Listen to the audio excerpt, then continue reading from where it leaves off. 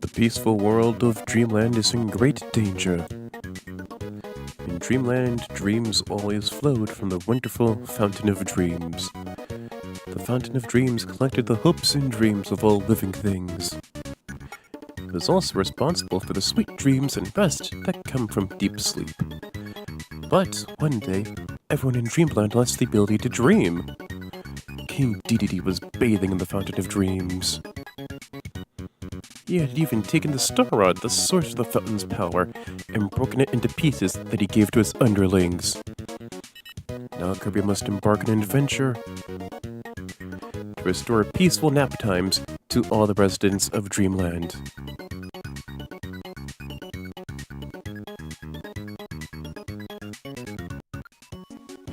Okay! Oh, whoopsie. My mistake. Should gotta stop pressing that button. But yes, a little oopsies aside, this is the new, welcome to the new streaming playthrough. Kirby's Nightmare in Dreamland and the next Kirby game on the list, and on the docket. Yep. Kirby's Nightmare in Dreamland is a special game to me in all honesty, because the simple fact, well, this is actually the very first video game I've ever played as a kid. Like, flat out, when my parents actually got me a Game Boy Advance as a kid, the earliest recollection for gaming I could ever recall is Kirby. Kirby's Nightmare in Dreamland. And back then, I didn't know this was a remake, actually. Like, I just knew, oh hey, this is going to be fun. You know, this will be a fun game. I had a really fun time with it as a kid, and from there, it made me fall in love with the Kirby franchise and just gaming as a whole. It's basically like, you know the old saying of how it goes. You never forget your first. Like, you never forget your first kiss, your first date, your first breakup, the first time you see a grown man cry, the first time you make a grown man cry, and your first video game. For me, that first video game was Kirby Nightmare in Dreamland on the Game Boy Advance. And as a kid, I used to actually have the OG Game Boy Advance too. Like, it was actually a white Game Boy Advance. Like, the actual OG GBA. Like, what I mean by OG, I mean, like, not the GBA SP, but more like the original one, where it wasn't a clamshell and did not have a backlight, so I really could not really play much of the game in the dark, unless if I could actually hold it up to a good light source. And what I mean by a good light source, I mean a light source where it doesn't make that much of glare on the game itself, on the system, anything like that. Thankfully, I actually played through the game during the summer, so I could flat out just play the game outside and I'd be just fine and dandy. Thank goodness I don't really live anywhere that's really dusky or doesn't really have a good light source. That's a good thing, for sure. But yeah, I had a lot of good times with the game too as well. Like, it was just a fun, delightful experience, and I felt, okay, I'm done with the Cuphead thing. Why not actually go with a nice change of pace? Something that won't make me want to rip out my own hair, or just make me want to just jump out of my own skeleton or whatever, or just dance naked in the LIE or whatever at 3 a.m., like dance naked on the LIE or the I-95, out of sheer rage and insanity from Cuphead. Not that Cuphead was hard, it was just the challenge that was hard. But the challenge was fun, though. But, without further ado, let's at least do with this whole thing. Here is this file. There we go.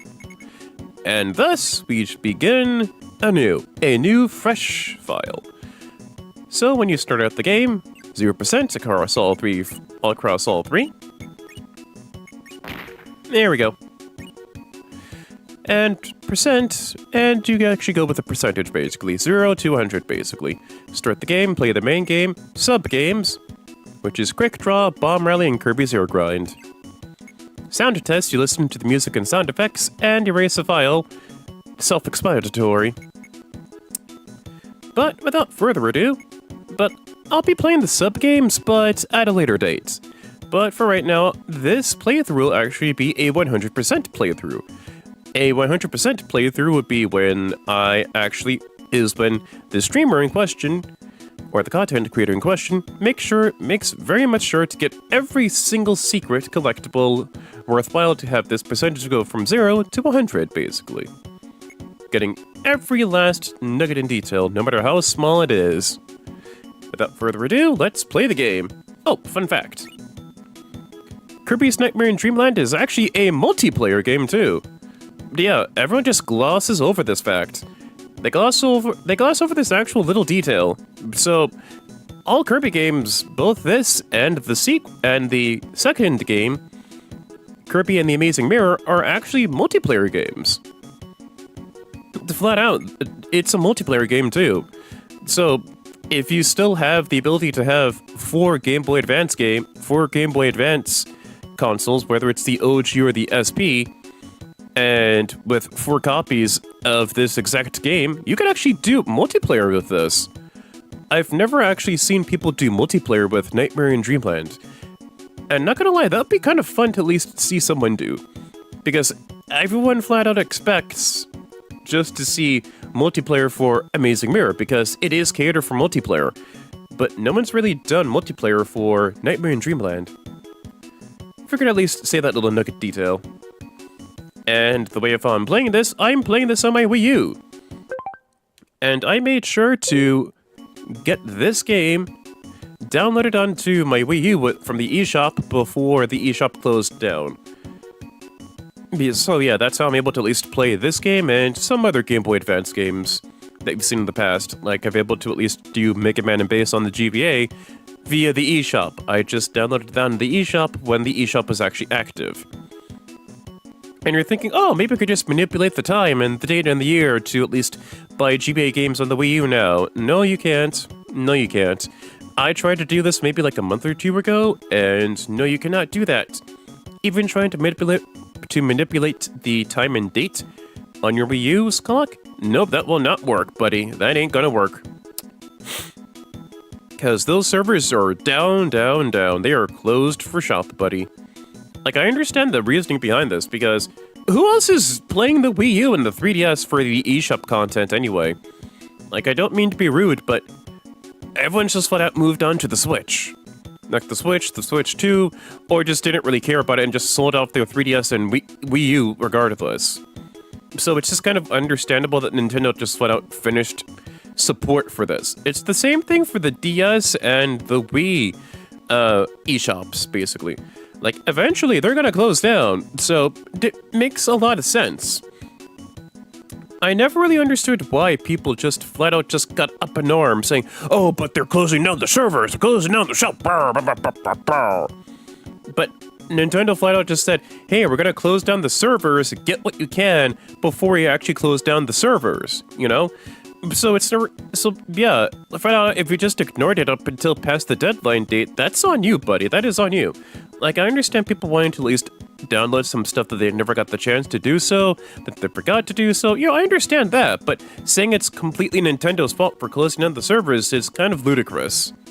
Like, both sides do have their fair points, but at the end of the day, it's kind of an old system too. So, buddy, it was there for, like, all this time before the servers closed down. Like, that's just my take, you know.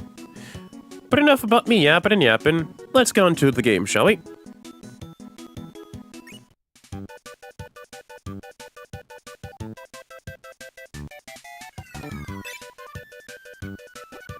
And like that, we are introduced to our first world of the game, Vegetable Valley. And if I'm not mistaken, there's actually little cutscenes with every world in the game. So, yeah.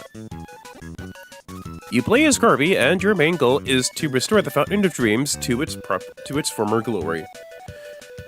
So, controls should be just as fine. It should be pretty self-explanatory.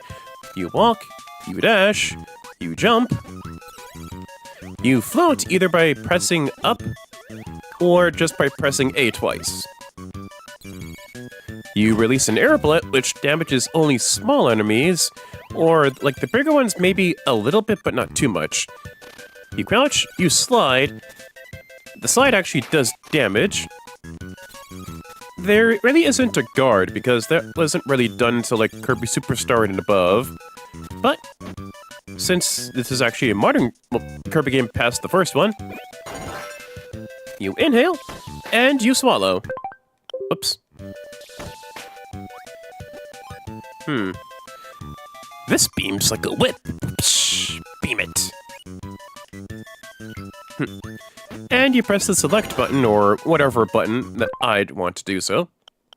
Because I'm playing this on my Wii U. Controller settings. I'm gonna do that right then and there. Let's see. A, B, X. Gonna change that to select. So that way I can actually get that done a little quicker.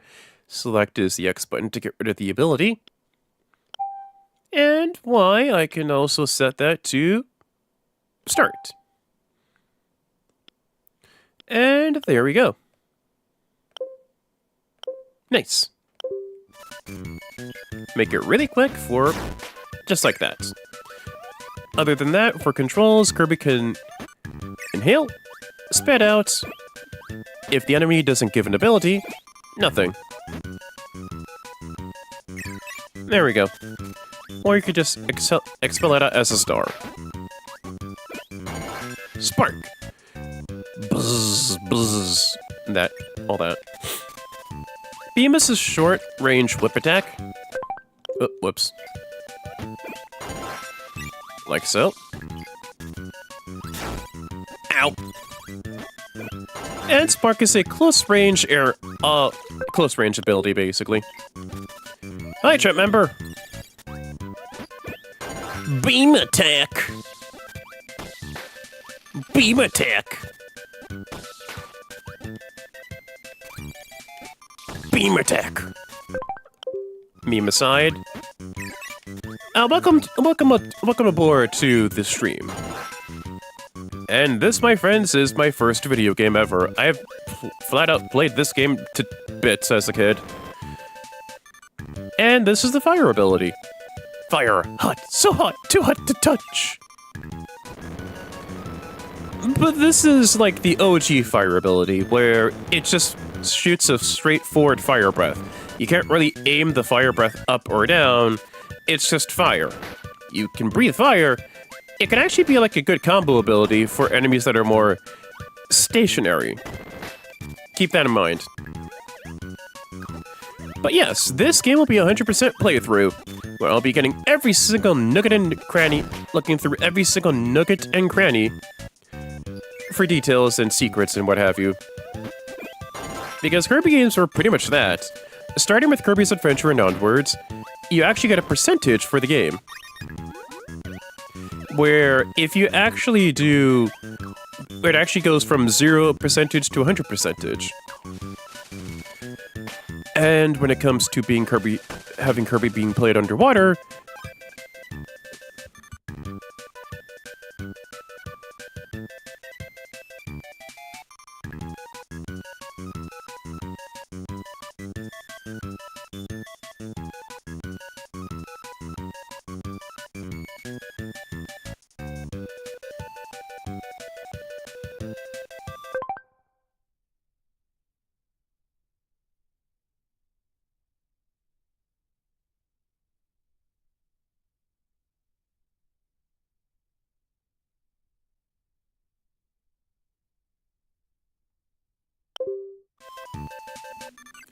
sorry, I just had to take care of something.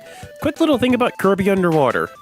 You can only do, well, in most circumstances, you can only do a squirt gun ability where he can spit water in all four directions. No diagonal abilities, no diagonalness allowed. But, like for most abilities underwater, Kirby would just go for the default spitting stuff underwater, like with the squirt gun ability. But there are some abilities that he can use underwater. We haven't really gotten access to those yet, but we'll see them in a while. At the end of each level, there is actually a little mini-game where you can actually get points, and I'll tell you this now, even in the original game for Kirby's Adventure, the scoring system is pretty worthless. It's just there, just for the sake of being there. Like, if the high score meant for something a bit higher, like maybe getting extra lives or continues or whatever, but no. The score is pretty worthless in both the game that it took inspiration from, the game it remade, which is Kirby's Adventure on the NES, and in this game, so the score is really worthless. Unless you actually go with the highest position for the score, which is number 1, you actually get 1-ups. Other than that, pretty worthless. I gotta stop pressing that button. My mistake. Yeah. Those are Gordos. Gordos are invincible to basically everything. Think of them as stationary... my mistake. Projectile. What am I saying here? They're invincible. You can't really hit them in any way, shape, or form. Cutter. Cutter Boomerang is coming right back at you. They should make a show with the right back at you. Just saying. Boom, boom. Wabam. Ow. Do. Every once in a while, you'll be coming across a mini-boss. This is Poppy Brothers Sr. And his main deal is just, he jumps around, hurls bombs, you just inhale and spit them right back at him. Right back at ya. Yep. Mini-bosses in Kirby games really aren't too difficult to tackle. Just with Kirby games as a whole, it's obviously not too hard to tackle. And a crash. Warning, use only as a last resort. And there is a reason why it's a last resort ability.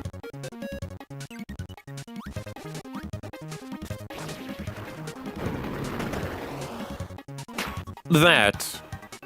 Crash is one of the special abilities where it's a one-time use and it counts as a screen nuke. You know how in fighting games or whatever, you get a screen nuke power-up? This is it. Crash is one of them. It's only obtainable in this game via the Poppy Bros Sr. and another enemy that looks like a walking nuke. A crash is just a screen nuke where it just destroys everything on screen. For mini-bosses and I think bosses, it does for bosses in particular, it does considerable bit damage to them. For mini-bosses, consider them done. Consider them done and dealt with. Because Crash is that powerful. Like, there is Crash, there is Mike, and there's Chef. To my recollection, and I think there's also Fiesta? Like, it was that one when, Forgotten Land? No. Star Allies, that's what I'm thinking, Star Allies, my mistake. Oh, oopsie. Sword! I can't lose with this sword. If they zig, I cut them. If they zag, I cut them too.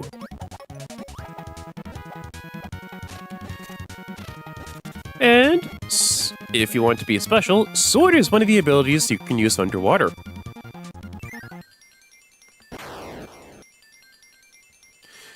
Like, I'm not really gonna try and get number 1 with this. If I get it, I get it. If I don't, I don't. It's fine.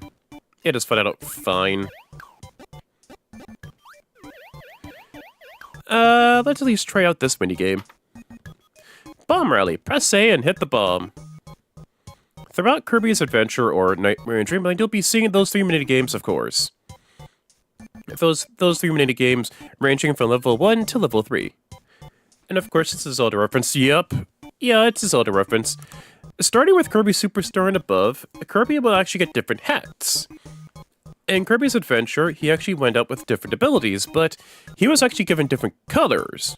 With the abilities Fire made Kirby red, Ice made Kirby blue, etc., etc. But starting with Kirby Superstar on the NES and above, they give him different hats, and it's a cheeky Zelda reference.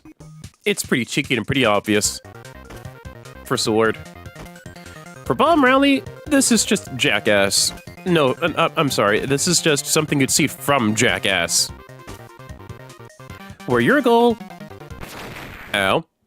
is to hit the frying pan. Is to hit the bomb with the frying pan, but I timed it a bit too late. It's fine. Essentially, these minigames serve as a way for you to get extra lives. And that's about it. But this sword ability is pretty primitive, actually, because this is a remake of Kirby's Adventure, so don't expect any fancy moves, basically. You have a jump slash, regular slash, and a sliding slash. That is it. Oh boy. Right here, like down this hill, sliding slash. So your basic slide is just replaced with the sword slash, basically. Essentially, it's kind of rudimentary. Basic, if I should be honest. Burning. Flaming tackle time, who's gonna stop me? As a kid, I loved using burning because the simple fact I could just become a reckless fireball and just barrage through everything. And I just like to constantly mash the B button when I had burning as a kid, because it just gave me the ability just to be reckless and violent. Like, ooh, I get to become a fireball and just blaze through everything.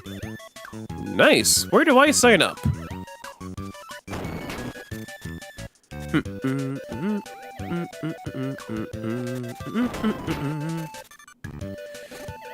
Just don't mind me, just looking around to see if I'm missing any secrets. Don't mind me. Nothing there.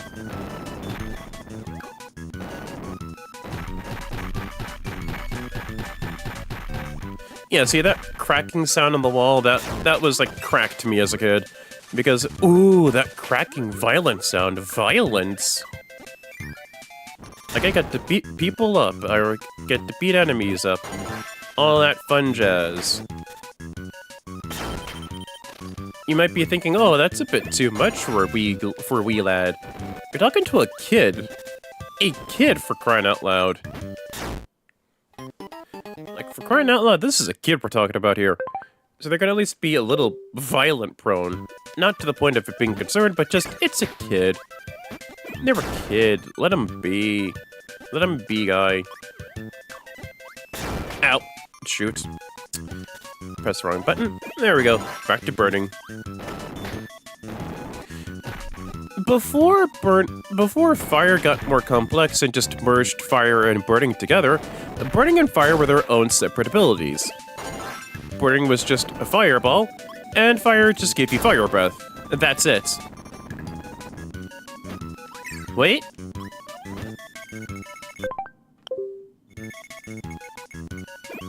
Booyah! If you inhale two enemies that can give you abilities, regardless if they give the same ability or not, each, like those two fire guys, they both had fire, but since I inhaled two enemies that have abilities, essentially that gives you Mix Kirby. Mix is when it goes through a roulette of abilities. A roulette of abilities where you can just flat out. The game can either choose for you, or you can land on an ability yourself. Let me try out again. Nice. Light. I'm gonna show off Light really quick, because Light's considered one of the more useless abilities in the entire franchise. Because brighten those dark corners can only be used once. Light's under the Screen Nuke ability, where it just affects the screen as a whole. It does not affect the enemies at all. It just affects the lighting of a location. Like, let's say if it's a dark cave, you don't know where to go. You use Light to let you use as a light source. That is it. See, that's it. Even the firework used for light does not do any damage, so nothing. You get Bumkiss for that whole thing. Flat out Bumkiss. But still, Light's pretty worthless. But essentially, Mix Kirby just gives you a roulette of abilities to choose through. You can actually time your button presses just right to get the ability that you want, or the game will just do it for you after a certain amount of time. Like, the game will actually slow it down with abilities, and you can look and see which abilities it starts to slow down on, press the A button, or whatever, and then just get the ability. For me, I got Parasol. The sun shines on this parasol of mine. Where I walk, enemies walk, and I float gently down. You just beat the living snot out of people with an umbrella. That is what Parasol does. I want to just look and see what I can get again with Mix. Mike! Ooh, this is a big boy. This is a big one. I wonder if I can keep this. Because if I can, that'd be pretty funny if I could at least use it on the boss. Oh, no, I can't. I can't. Oh, that sucks. Oh, if you actually beat a level, you can actually press start and then leave through the door. Flat out, if you just beat a level, if you revisit a level you've already beaten, you could just press start and then just leave through it. Ooh, wow, oh yeah. Rock on. Can only be used 3 times. Mike is another screen nuke ability, where it just gets more powerful the more times you use it. Case in point, our first mini-boss.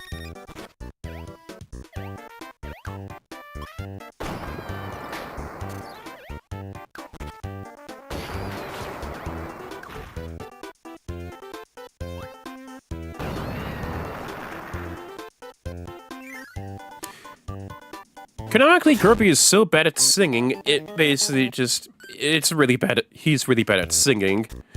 So that's where Mike comes in. Kirby's bad singing is effectively weaponized through Mike.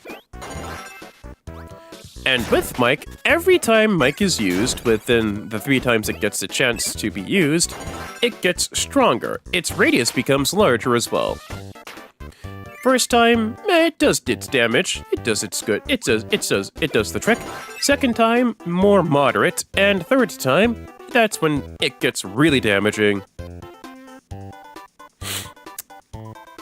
Needle, hands off. Here, pointy spikes. There, pokey Needle, hands off. Here, pointy spikes. There, pokey spikes.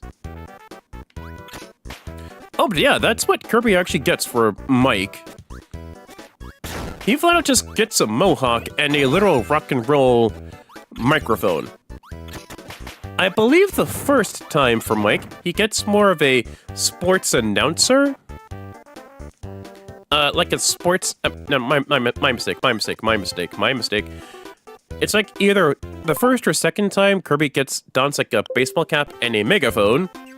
First time, Kirby actually dons headphones and a radio jockey microphone like he's saying something on a podcast. Third time is the mohawk, and he screams really loud. And here's the power-up Kirby gets. It's just Mario's invincibility star. The invincibility candy functions the exact same way, where you become invincible for a short time,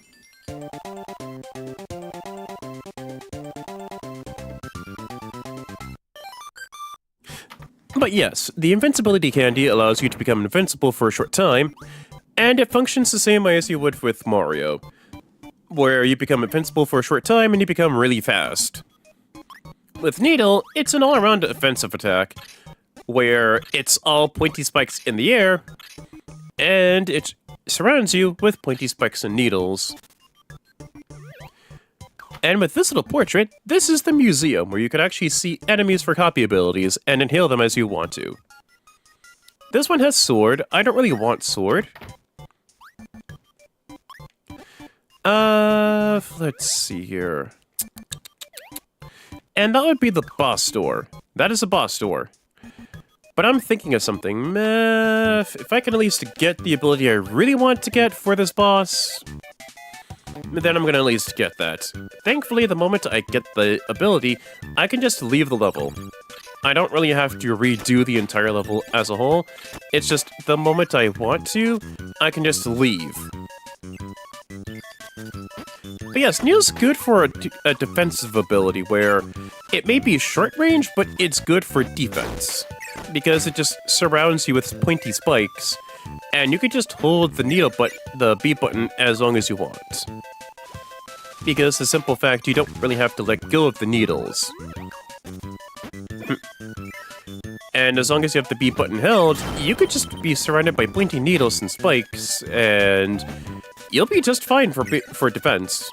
Because it just hurts enemies. Parasol, no.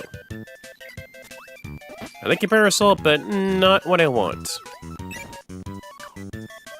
There we go. Fire. Thank you. Thank you. I'll be just fine. Now for the boss.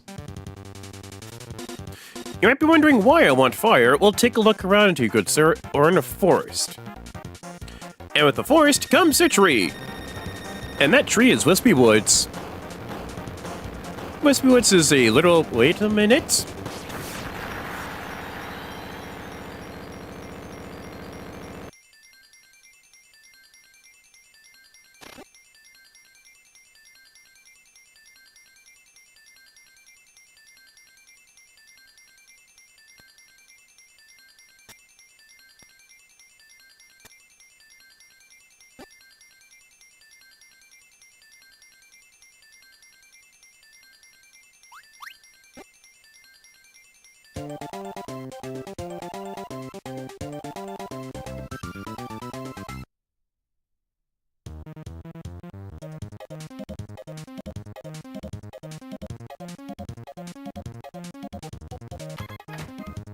Yeah, Wispy Woods is a cakewalk.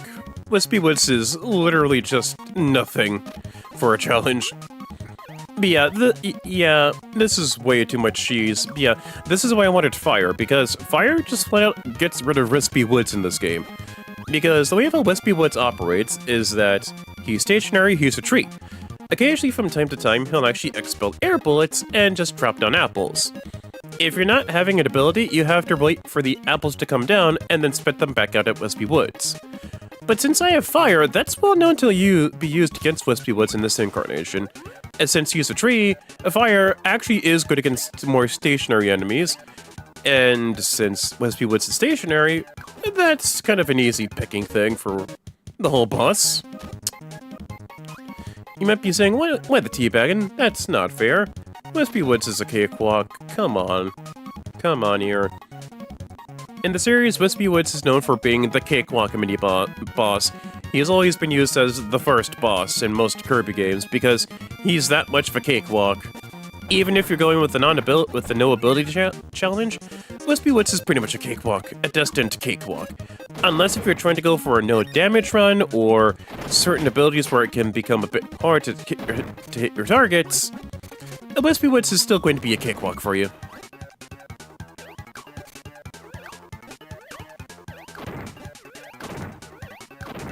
Why not burning? Fair. You know what, that would be a fair point. I just thought, I want to at least get done with Wispy Woods a bit on the quicker side. You know, that's just me. But using burning on Wispy Woods does actually should actually be still a good enough point for you to just overkill Wispy Woods. Like, even if you're not doing an ability run, Wispy Woods is still a cakewalk.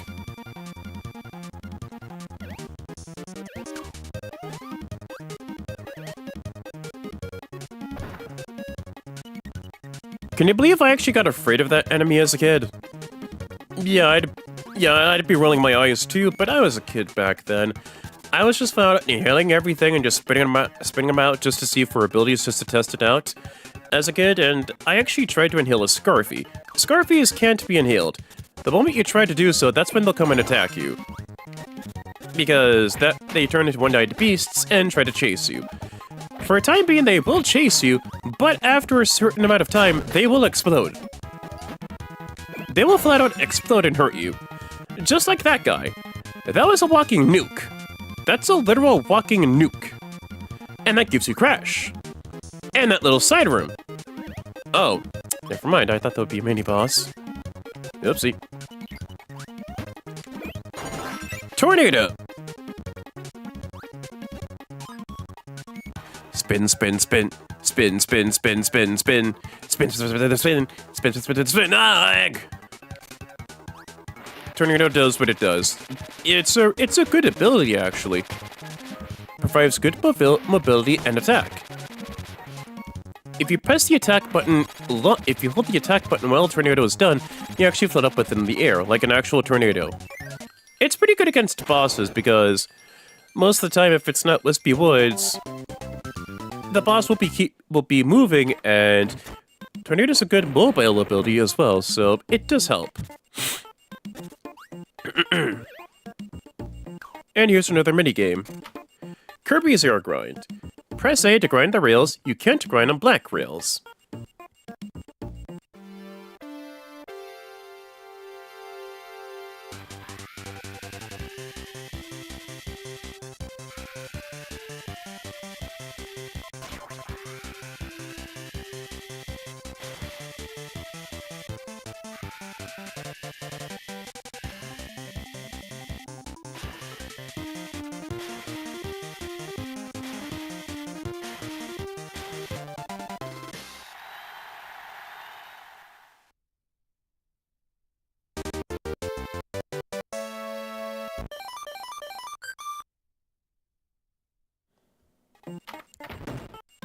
And that's how that minigame works. You race others to the finish line, and you try to avoid the black grind rails. It's pretty fun, actually, but it can actually get challenging because the CPU does actually get challenging around, like, what, level 3 because they're actually competent? Like, the max it goes for CPU challenges is just going from level 1 to level 3. 1 is easy, 2 is medium, and 3 is challenging. On with the game!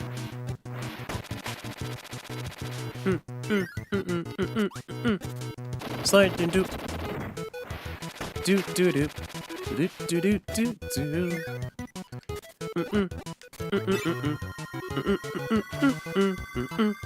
Ba da ba ba da ba da ba ba da ba ba ba da ba. Da da da da dum dum.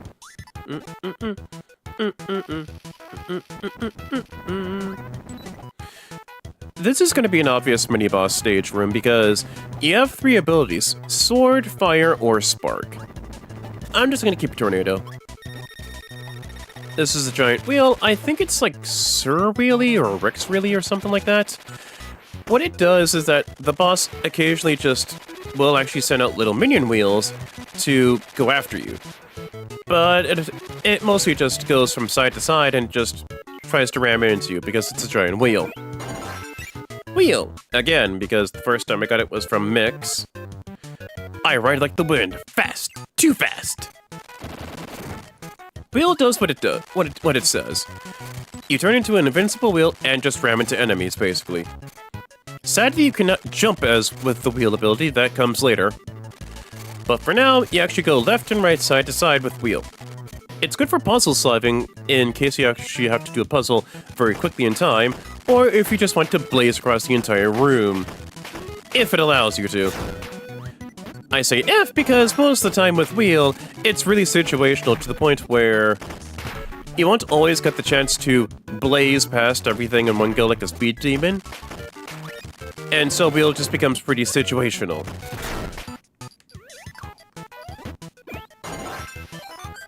So, yeah, that's kind of why wheel's a bit situational in that case. Like, sometimes when it comes to puzzle solving, you have to be quick, so that's why wheel is needed. Aside from that, wheel is kind of worthless. It's fine, but... meh. Eh. It's okay. Both in here and in general as a whole for wheel, it is just fine. Oh hey, bomb rally.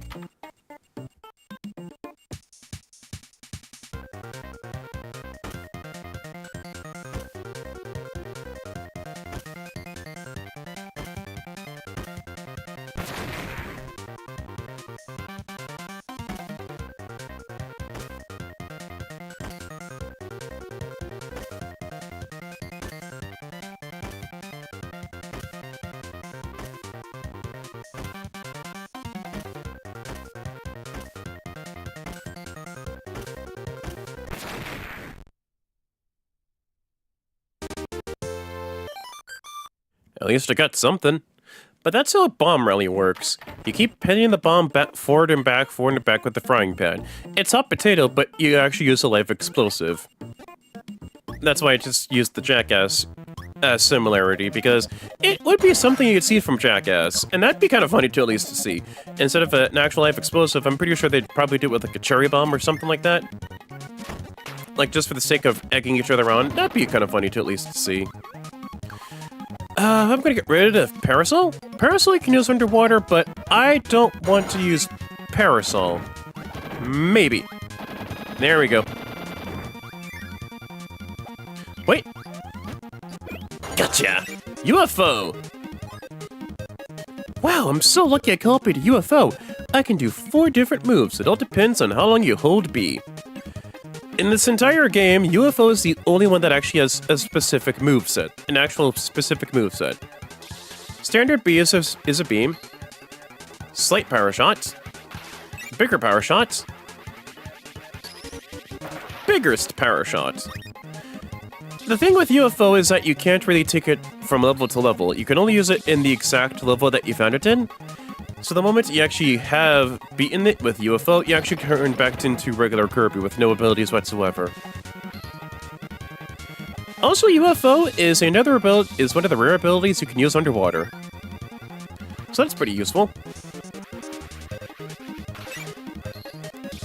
But the thing is, with abilities, and since this is just a remake of an older Kirby game, the moment you lose abilities, you might as well consider it gone.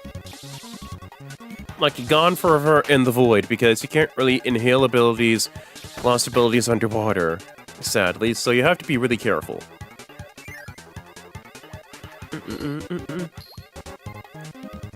UFO can go up and down, but sadly he cannot go down ladders. Kind of a shame, but it do be like that. Oh shoot. Oh shoot. No rewind for me, and oopsie. Nope, I'm gonna have to come back to this level sometime. Yep. I'm gonna have to come back. Because I can't go down that platform. And there's the secret.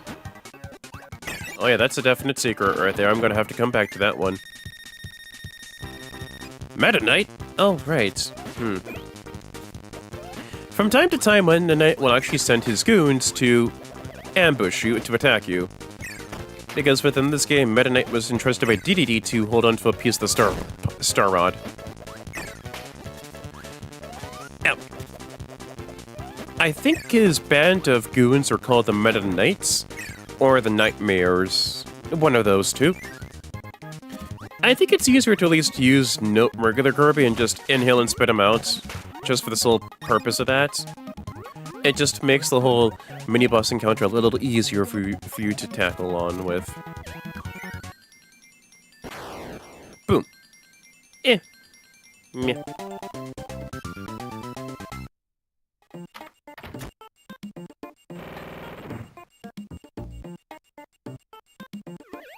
Oh, never mind. I thought that'd be like a big boy secret, but no. When it comes to Kirby's Adventure Doors, if they're yellow and have a flag, that means you got everything that you needed from there. But if it doesn't, if you beat a level and it still has the door being red, that means there's something that you missed for a secret. And that basically leads to a percentage that helps you get to 100%. Yep. Although I do want to at least see what I missed previously. Oh, boy. Oops. Ow. Ow.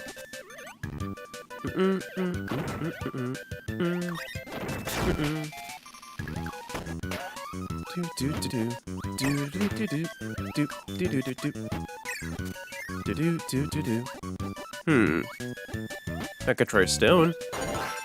Stone! No one can hurt me. Look out below! Yeah, no one can hurt you because stone is invincible throughout the entire time. The only time it does damage is if you actually go into stone from above and not on an enemy. It does damage, yes, but you're gonna have to at least be good with your timing. And with this hawk, it gives you Mike.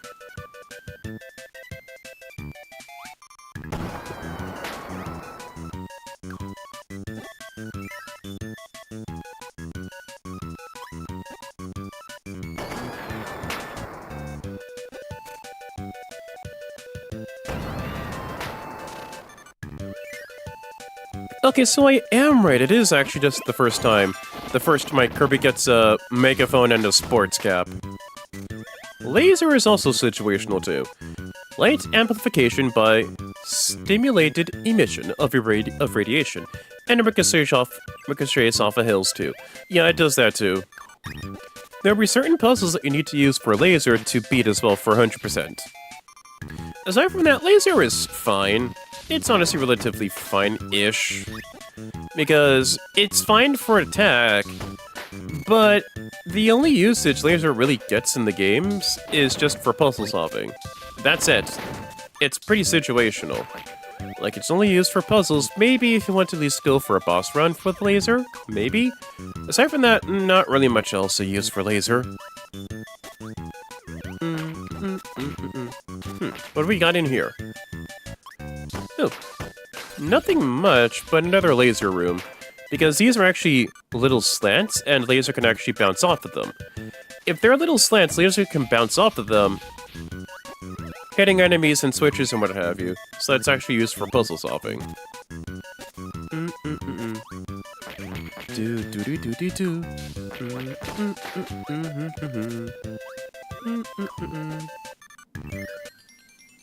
There we go. Oh, I did? Oh, shoot, I'm sorry. I did not know I missed the 1-up. My bad. Oh, yeah, looks like I got everything in that entire room, so I guess not. Let's see in the museum. There's fire or laser? Fire. No offense to laser, but fire's a bit more reliable in terms of boss damage. Sure, it's a bit more of a straightforward fire breath, but it's a bit more reliable than laser, at the very least. Let me at least give Parasol a bit of a chance. Because I remember something about Parasol that makes it pretty useful.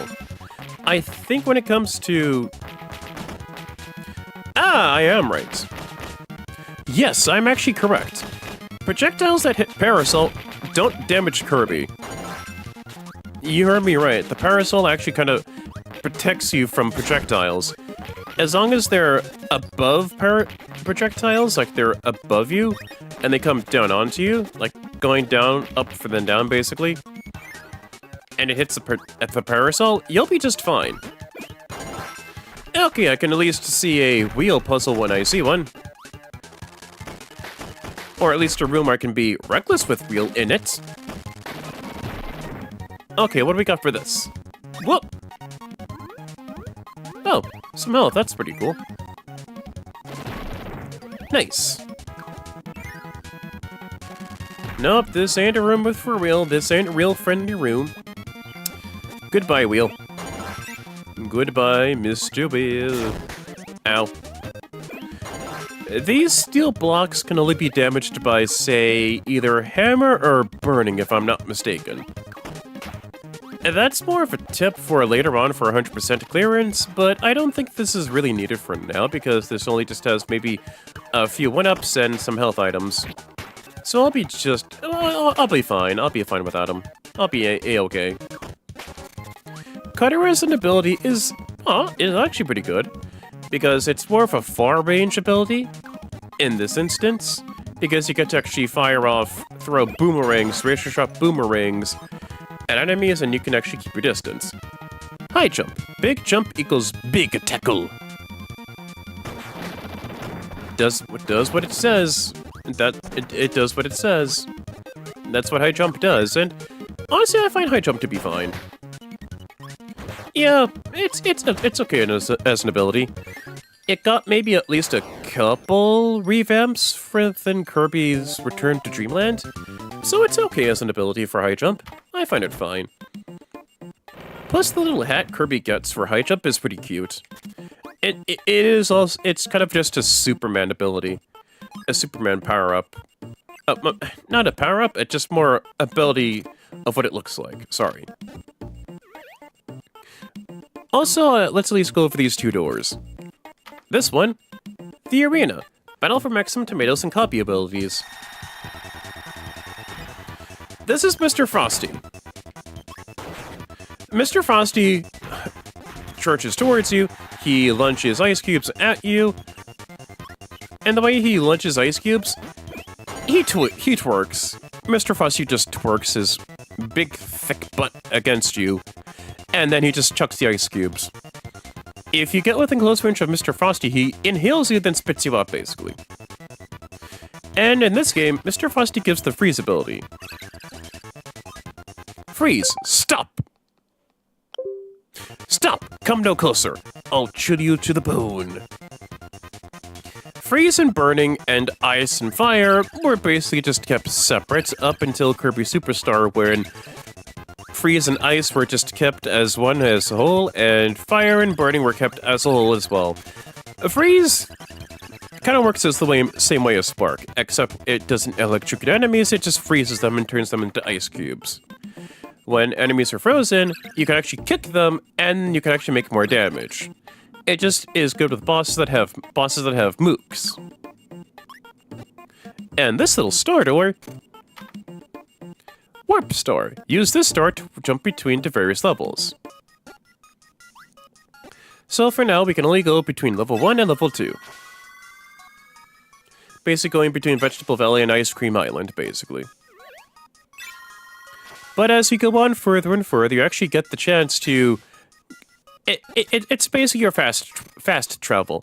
Like, you don't have to walk all the way down to the first door to enter over and over again. Use these Warp Star doors to actually go to the world that you want to go to from there. It actually helps with It helps with puzzle solving to do 100% just for a means of fast travel. And on with the second boss. Paint Roller. Paint Roller will actually go from side to side and actually go with use mooks. A boss that uses mooks, huh? That's pretty useful. Useful for freeze, because the simple fact, any enemy that's frozen becomes an ice cube and can damage bosses and more enemies. And in this case, it also can damage Paint Roller too, because that's his little shtick. He paints things that come to life. Oh boy. He paints things that comes to life and it comes after you. And then from there, those objects will come after you and attack you. So since I have freeze... Ow! Again! Oh shit, I'm thinking of other games. Sorry, that is my brain thinking of something else. So since I have freeze, that helps me out for added offense, because the simple fact, freeze kicks enemies, turns them into ice cubes. Ow, again. Damn it. Yeah, that little Kirby drawing does nothing. Ow. My Kuracha. Ow. But that's what Paint Roller does. He basically just summons paintings that come to life, that come after you, basically. The Waddle Dee does nothing, because it's a Waddle Dee. That bomb is Crash. It does massive damage. Let's look and see how much it does for damage. Pretty beefy damage, not gonna lie. Let's not lie to ourselves, gamers. Crash is pretty tough. Like, the moment you actually get Crash, it's pretty goddamn good for damage. It basically just did the work for me. Yeah, that Kirby Doodle gives you no abilities, so boo-hoo, poo-poo for you, good sir. Ow. There we go.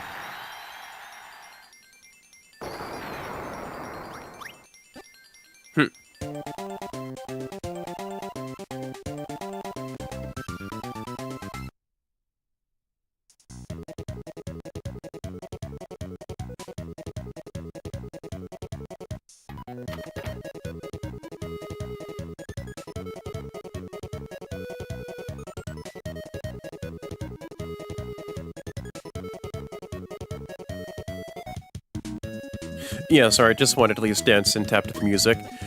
But yeah, that's how Paint Roller works. He summons goons to come after you. You can inhale them for abilities that you can use against the boss. That baseball gives you ball. Really not good ability because you just bounce around, and that's really not good for bosses that are mobile. Really not a good one to use. The car gives you wheel, which is fine-ish to use against Paint Roller. The Thundercloud gives you Spark, which is better to use against Paint Roller. The bomb is Crash, which does massive amounts of damage. And there's also Mike, the microphone, which gives you Mike. Massive amounts of damage to do against that boss as well.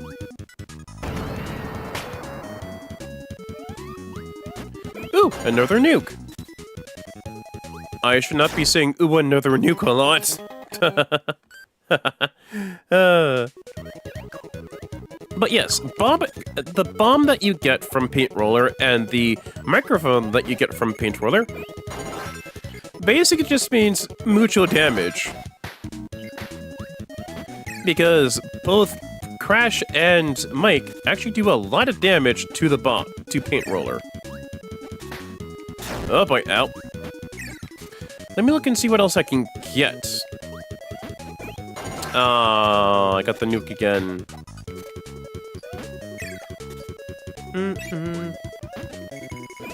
Cutter. Okay, Cutter. I can work. I can vibe with Cutter. I have a feeling I'm gonna need Stone. I have me a gut feeling I'm going to really need to use the Stone ability for this. Do do do do do do do do do. And with that, both Wispy Woods and Paint Roller had pieces of the Star Rod.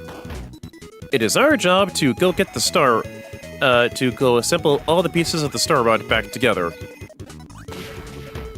Huh. I could use that on the boss, but I have a feeling I'm going to need to use Stone. Yeah, I have a good feeling I'm going to need to use that. Ah, there we go. Okay, need to at least do that.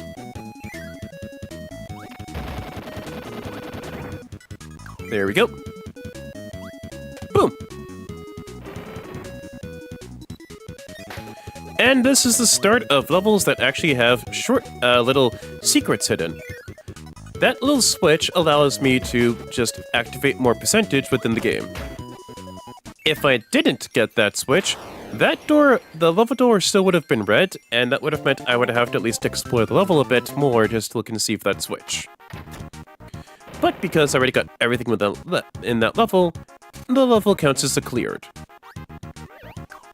Let's see what we got for this one. Oh, wheel.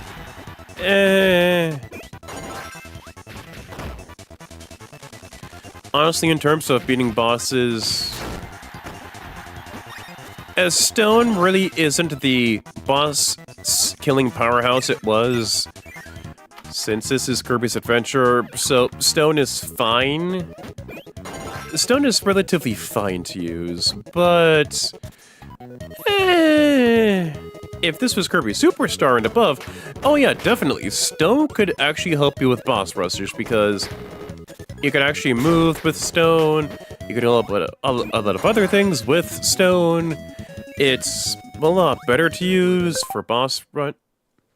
I gotta stop pressing that damn button. But yeah, Stone is fine, but Do. Oh yeah, right, my little Scarfy story. When I was a kid, I tried to use my inhale ability on a Scarfy. And it was like an ice cream island, and I felt, okay, let's look and see what this Scarfy guy does. It just turns into a hideous, horrible monster, and I got really scared as a kid, like, oh my god, this is too scary for me. I gotta turn that game off before it chases me in real life. But no, not in this case. No.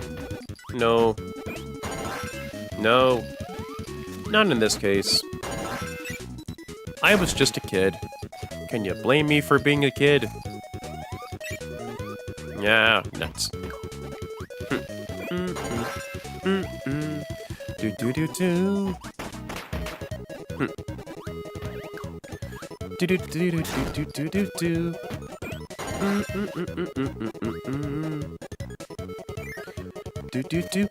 Do. Huh? Okay, not that. I need sword. Ow.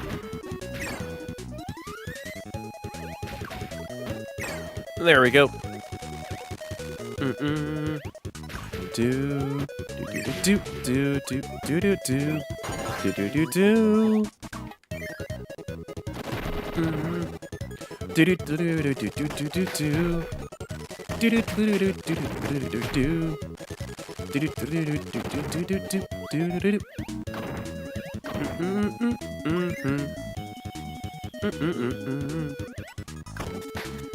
Not there. There we go. That's better. Gotcha. Do do do do. Do do do do do do do do. Ow do do. Do that again. Nuts. I believe this mini boss is named Bugsy. Bugsy, I think, is modeled after a stag beetle. Yeah, definitely stag beetle, because it rushes towards you, it launches you, and uses its horns to suplex you. And this is another ability I loved using as a kid, Backdrop. Hoo-ha! Once I grab a foe, throw 'em with that. I'll show you what that is.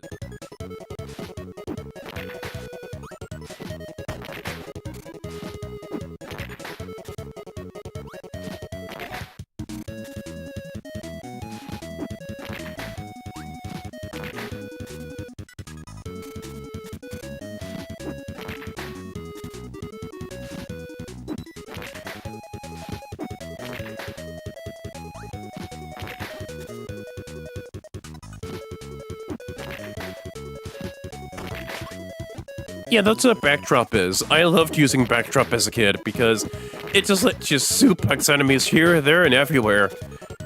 It's so much fun to use. It was so much fun for me to use as a kid. Yeah! Sadly, Backdrop is the one of more situational abilities because not a lot of bosses in the game will actually use mooks. Same thing with mini bosses. I mean, it is cool to use within the levels, but it's rather situational because the simple fact you're more reliant on projectiles and enemies to use for Backdrop. Hup. There we go. I need sword because I have a feeling I may need sword later along the line. Later along the line. Whoa. Ooh. And we are within our third world, butter building. Oh, this is a maze. Oh, I see. This is a mazy maze. This be a mazy maze. Ow! Okay, I got schmuckle-dwarfed. I should have paid attention. Damn it. Huh. Gotcha. I mean, at least I got me some health. That helps. Do do do doodly do do do do. Dum dum dum dum dum. Oh, guess I didn't. Dum. The trick to trying to get to number 1 with that little end of stage minigame is just to press the A button at the very lowest. So that way you can be propelled at the highest point. High jump. Yeah, I mean, I guess I could at least use a little high jump. Just at least give it a bit of time in the sun, you know?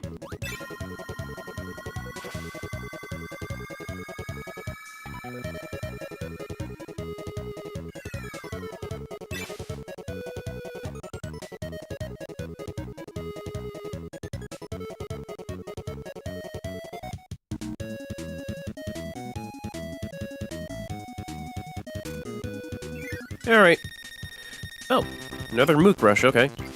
Sadly, High Rush can't really be used in this instance, because High Rush is more dependent on you tackling foes from above, and there's going to be foes below. Meh. You can, it'll just be a bit more difficult for you to do so. There we go.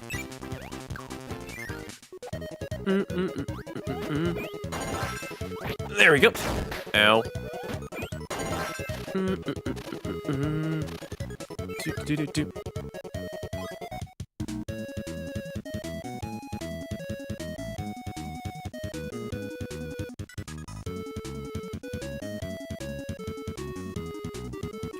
Sorry, I just had to at least check on something on my phone.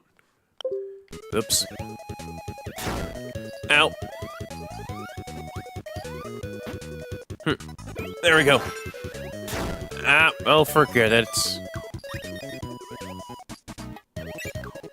Forget it. I don't think there's any secrets within this world besides the one I just got. So I think I'm actually kind of good with all the secrets. Like, there's no level that didn't have secrets that I didn't get. So I am A-okay.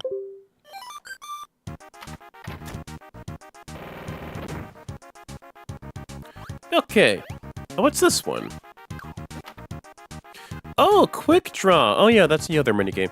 When you see the exclamation point, quickly press A. This is one that has to do with concentration. So I'm just gonna demonstrate how this actually works.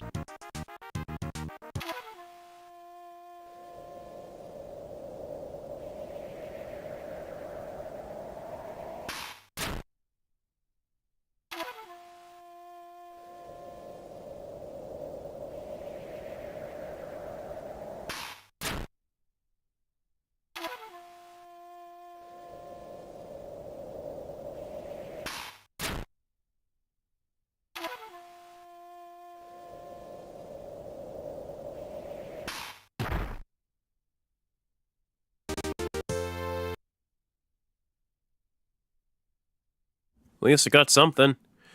Oh, that something wasn't even that good at all, just more bonus points. But yeah, that's how Quick Draw works. Even in level 1, the time for concentration actually goes up considerably. So the time for your reaction has to be a lot quicker. And for level 1, it actually gets a bit tougher for you to do so. If I'll be quite honest. Level 2 and level 3, that's when stuff really gets more tense for you to focus on. If you like stuff that has you have to focus, but if you have stuff that if you like games that allow for concentration and reaction time, then Quick Draw is the minigame for you. Holds a sword, but yet hits with the fan. That's more because that's how Quick Draw works. And this is Hammer. Pound them down to the ground, pound pegs, and break open new areas. Hammer is stupidly good. If you have it against bosses, consider them done and dealt with, because Hammer is a boss killer. Especially in modern senses, especially in the modern Kirby games like Superstar and onwards, Hammer is a boss killer. It is that tough and that goddamn powerful. And also it's good for puzzle solving because Hammer also breaks down the steel blocks and also pounds down pegs. Burning can also break down metal blocks, but yeah. Stone can do that too, but as long as stone is above the metal blocks, and also above pegs too as well. But Hammer can be good for pegs and steel blocks, regardless of if they're above you or below you. But yeah, Hammer is stupidly powerful.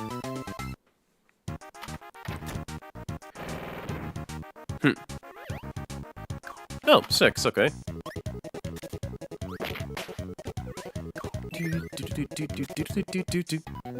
Ow! Oh boy!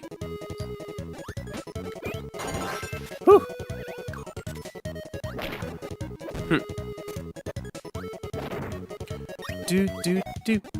With Hammer, you can only just swing the hammer and also in the air swings. But it may be rudimentary, but the damage is extraordinary against mini-bosses and bosses alike for Hammer. Like, if most people are able to do so, they mostly just use Hammer for quick speed runs of arenas and boss rushes. Like, it's hammer, stone, and if applicable, tornado.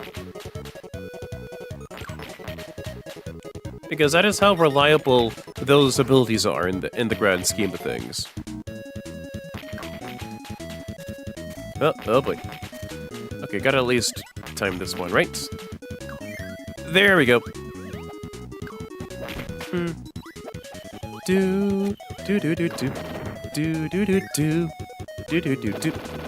Puzzle! There we go! Yeah, I have to be really quick on this because the blocks will actually shut you out if you're not quick enough. And there we go! Another switch! Even if it's small as unlocking another minigame, this will actually go up your percentage. Because doing that will actually get you closer to 100%. Ow. Ow, again! What the heck? But yes. Pressing those switches, even if it's for something small in the grand scheme of things, is good because of the simple fact it does allow you to get closer and closer to your goal of 100%.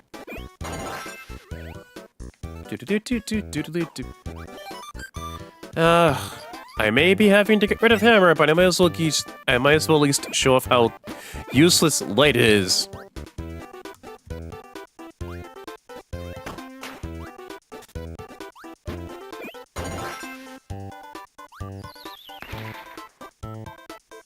There, now that's how good light is in the game. It's less useful than ball, and I'll show off ball Kirby later. But light is only good for lighting up dark rooms. It can be good for puzzle solving, yes, but in the grand scheme of things, it's damn well worthless. It is goddamn worthless because the simple fact, it's like a spell to lighten up dark caves and dungeons in D&D, where it just lights up dark rooms. That is it. It just lights up a dark room. It does nothing to blind enemies. It's not really good for tactics. It just... Here's the dark room. Here's a dark room. Light it up, please. Like, if you don't really know your way around the game, or... Yeah. If you don't know your way around the game, then, yeah, well, you can use light for that. You can potentially do that. But other than that, light is essentially worthless if you know where the secrets are. Or if you know that, yeah, if you just know where the secrets are, you don't really need to use light. Ooh! Third boss, okay. I'm going to deliberately do something here. Mr. Shine and Mr. Bright are, you know, no.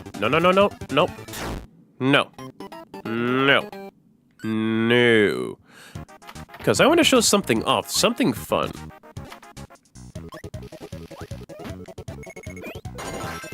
Get rid of you. Thankfully, since I've beaten every single level in Butter Building up to this point, I can at least get the ability I want for Mr. Shine and Mr. Bright. Kind of fitting, the boss is the sun and the moon, because I had to deal with a light puzzle. Ow. This mini boss is known as Bonkers.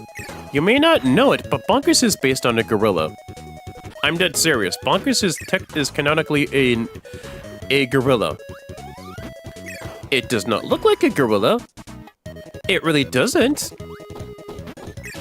But Bonkers is basically a gorilla. I need hammer. Thank you.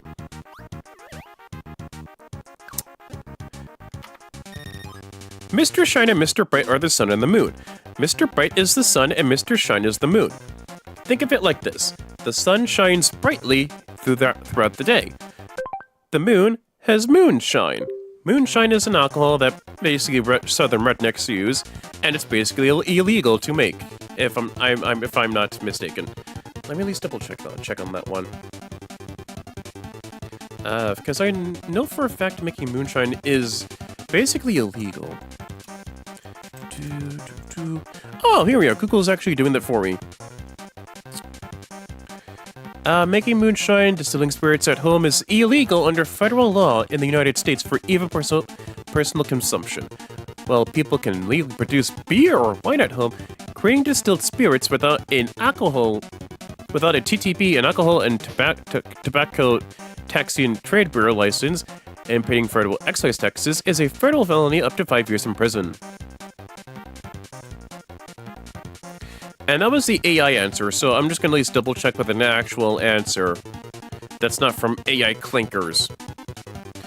Let's see. Home distilling. While individuals of legal drinking age may produce wine or beer at home for family or personal use, federal law prohibits prohibiting individuals from producing distilled spirits at home, aka moonshine. Because it is under 26 United States Code, USC 5042A2 and 5053E. Producing spirits at any place other than a TTB-qualified distilled spirits plant can expose you to federal charges for serious offenses and lead up to consequences including, but not limited to, the following. A fine...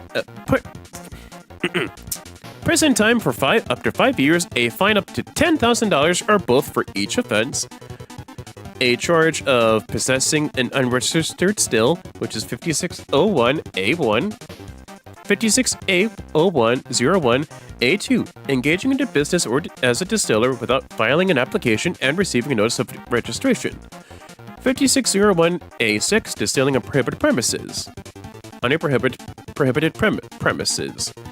Distilling spirits plant may not be located at a residence or sheds, yards, enclosures connected to a residence. It is not lawful for you to do so. So yeah, think of moonshine. Think of Mr. Sprite and Mr. Shine like that. Mr. Shine is the Mr. Bright. Mr. Bright is the sun. He's super bright during the day and can be kind of a hazard when you're trying to drive. Mr. Shine is the moon. Moonshine. The moon shines brightly during the night. They both shine during their respective times of the day. Bright shines brightly during the day. Shine shines brightly during the night. But for me, I just go with the simple memorization of Mr. Shine, Mr. Bright is the sun, Mr. Shine is the moon, shine equals moonshine. That's what I just go with, just at least not get them confused, because they're pretty similar in adjectives. So you can actually just get them both confused, but I'm doing it again. Sorry. Mr. Bright, sun. Mr. Shine, moon.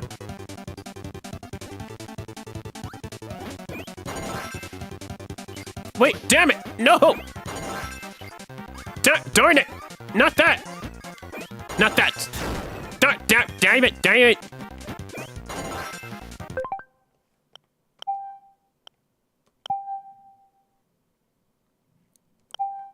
Yeah, I want to at least do that because I want to actually beat the bosses with hammer. Just to prove a point.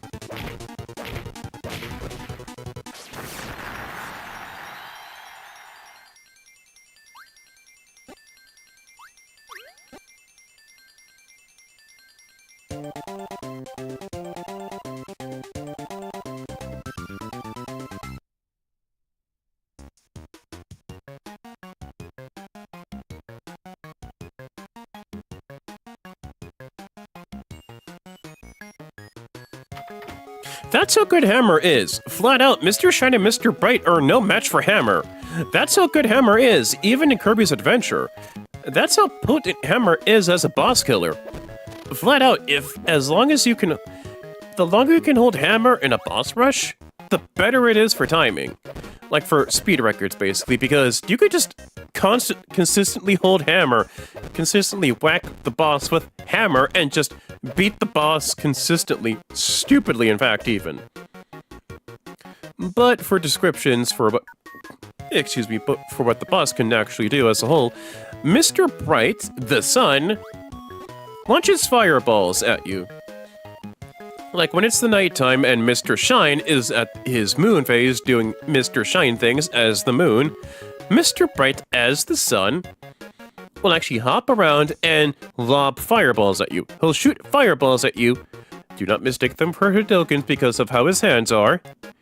Mr. Bright will just launch fireballs at you, while Mr. Shine will shine his moon and launch shooting stars at you. I believe the stars that Mr. Shine does actually are used as can be swallowed to have you become Kirby. And when they swap, it becomes day, where Mr. Bright actually becomes the sun, where Mr. Shine actually comes out to play. Mr. Shine actually hops around and he shoots cutters at you. That, and also, I believe Mr. Shine also rolls around and rolls onto you, like he rolls after you, like he dashes at you and just rolls. Same thing with Mr. Bright. Mr. Bright will also occasionally become a fireball when it's nighttime and just dash after you, basically. And if I'm not mistaken, when it's daytime and Mr. Bright is within the sky, he'll actually, once in a while, he'll actually launch a solar beam and just chase after you. But it's not the same solar beam in Pokemon where it'll take a turn to charge and then it'll actually become potent. No, the moment Mr. Shine has the laser, he just comes out and just chases after you with the laser. And I think the stars or projectiles made when he's doing the laser allow you to use fire. Now into World 4, Grape Garden. Whack! Whack! Whack! Whack! Whack! Whack! Whack! Hammer's stupidly powerful. Onto Grape Gardens, and we're on to World 4. Yeah, don't be surprised if I'm able to at least beat a Kirby game, or any person's able to beat a Kirby game with stupidly high quick times and get this far in the game. Like, because Kirby is just known for being good for beginner gamers. But you may be asking, why am I clinging on to the Kirby series if it's just a baby platformer, if it just has easy platforming goodness? This simple. You may be asking, hey, why are you such a big old Kirby fan if I see your profile picture for YouTube has a picture of Fighter Kirby, and if I stick around with your Twitch, which is at 9131puns, 9131 puns, all one word on Twitch, hint hint, nudge nudge, know what I'm saying? If you see both of them with a Kirby icon profile in both of them, or within my Instagram of the same name, FODV93, hint hint, nudge nudge, know what I'm saying? If you see all within them, within the Twitch, the YouTube profile, and the Instagram profile pictures, you'll just see pictures of Kirby. You might be asking, why Kirby? If it's just the core design of it is just geared towards beginner gamers. Honestly, it's because the simple fact of Nightmare in Dreamland and the charm the series has as a whole. Like, don't get me wrong, I'm a big Mega Man fan. I love Mega Man as a whole. But my heart just goes with Kirby in terms of it being my very first. You never forget your first in life. And with your first, I'll be quite honest, Kirby has quite the stable footing. Yeah, it's not the same high highs as, say, Mario or Sonic with their biggest platformers and their biggest hits, but thankfully at the same time, with their lowest of lows, Kirby only gets maybe like, maybe like a C average, maybe like a B average, maybe like a C minus or so for grades, where Mario and Sonic with their lowest of lows, like with, say, Hotel Mario or Mario Pinball Advance or Sonic 06 or the remake of Sonic or the port of Sonic the Hedgehog 1 on the Game Boy Advance, will just be some of the very worst in the entire series or some of the worst games ever made, where Kirby does not actually have that kind of disadvantage. Speaking of disadvantage, here is Ball. Change form and hold the A button. Bounce, boing, bunk. I'm not going to use Ball here because that is, oh god, this is bad. They did this on purpose. You did this on purpose. You did this on purpose. You ain't slick. Y'all ain't slick. But sadly, you kind of have to at least use Ball here.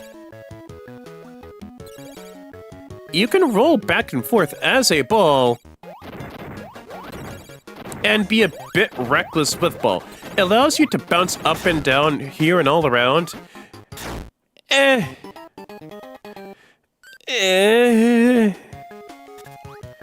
Because it's really meh for ball. Because if I'll be quite honest,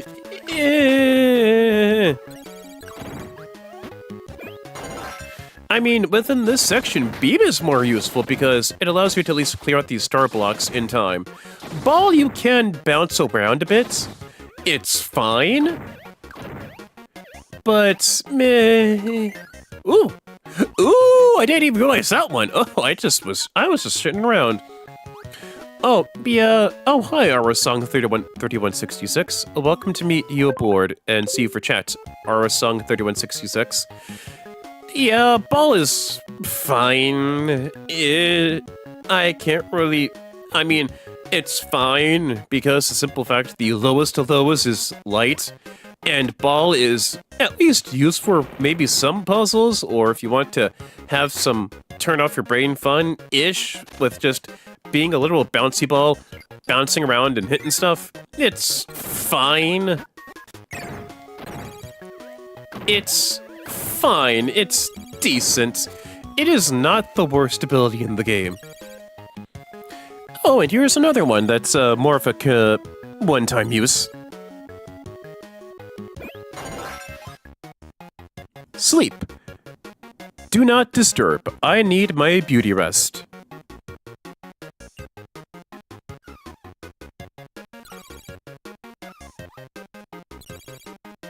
Okay, you might be thinking, oh, sleep, that's the worst ability in the game. It's as bad as light. Wrong. Wrong. Well, sleep just has Kirby being stationary and just sleeping. Sleep actually has gotten considerable upgrades as of recent. In Kirby and the Forgotten Lands, sleep allows you to boost up and actually give you stat upgrades. Like if you upgrade sleep into deep sleep, that allows you to actually become Deep Sleep Kirby and actually not only restore health, but also power up your defense and offense as well. Then that's actually my next point.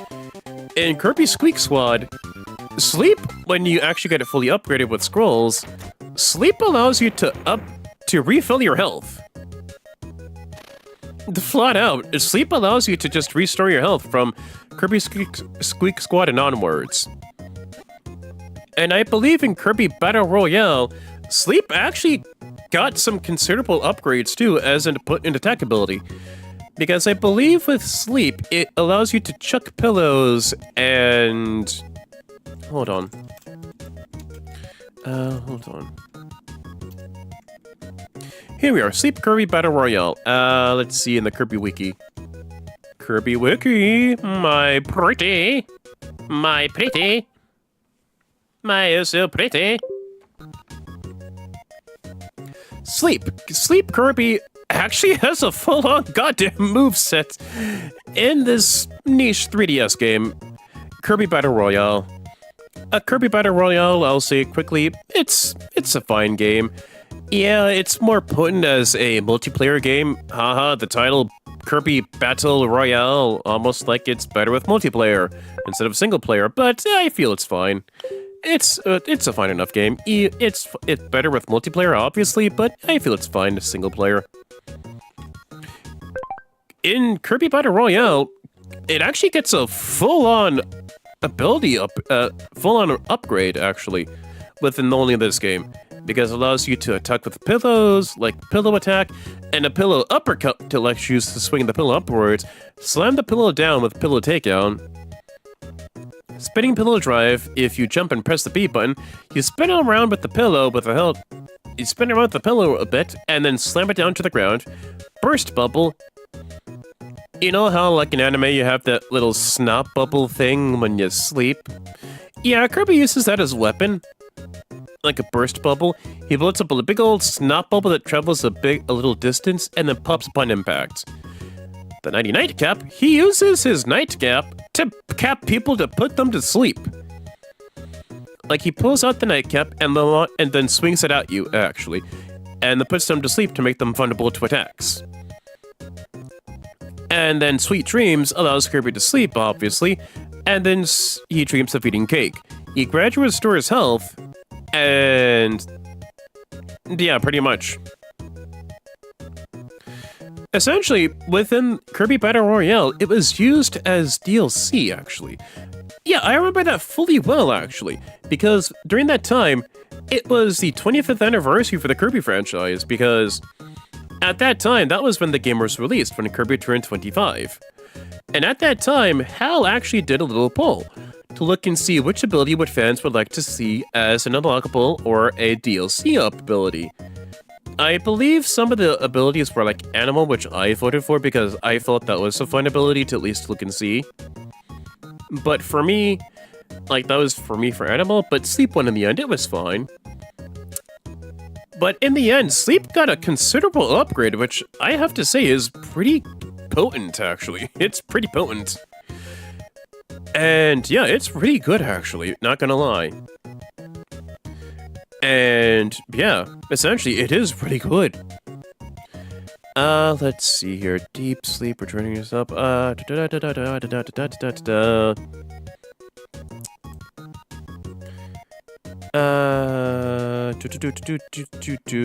never mind. Okay, I'm sorry. Okay, I have to at least take back what I said about Sleep a bit earlier. Because with Sleep Kirby in Forgotten Lands, he doesn't really gain... I think he may actually gain... You know, for now, I'm gonna just put up in the air. I have a good feeling for Sleep Kirby. It's more the simple fact that he actually just regains health and gets stat boost upgrades for his offense and defense, and maybe speed for going a bit faster. They got rid of the Native American cheek mark? Yeah, that's pretty much wrong there. The whole cheek mark that Kirby has isn't really Native American, to be quite fair.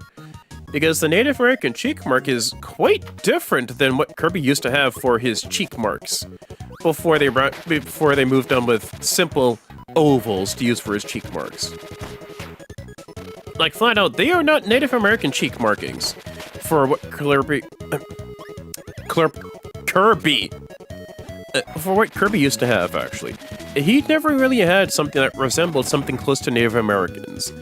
The closest thing you can use for Native American shenanigans is Winged Kirby. And even then, that never ran into any controversies. Because it's quite simple to use something Native American related and have it be controversial. It is really simple to do that. Like in modern cartoons, Pocahontas is one.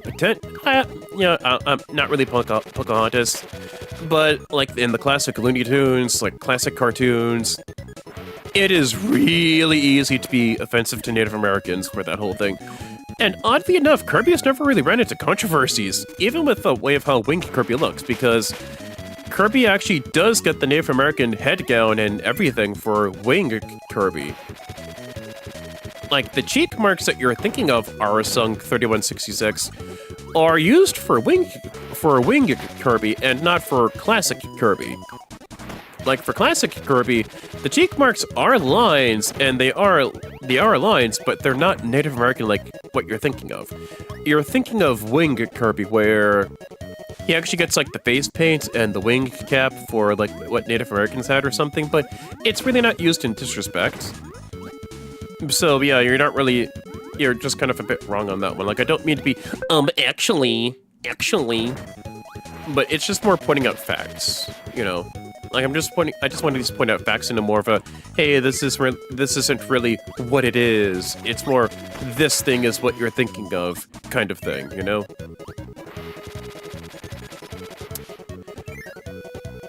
Oh yeah, right. We're still in Grape Gardens. Oops. Ow.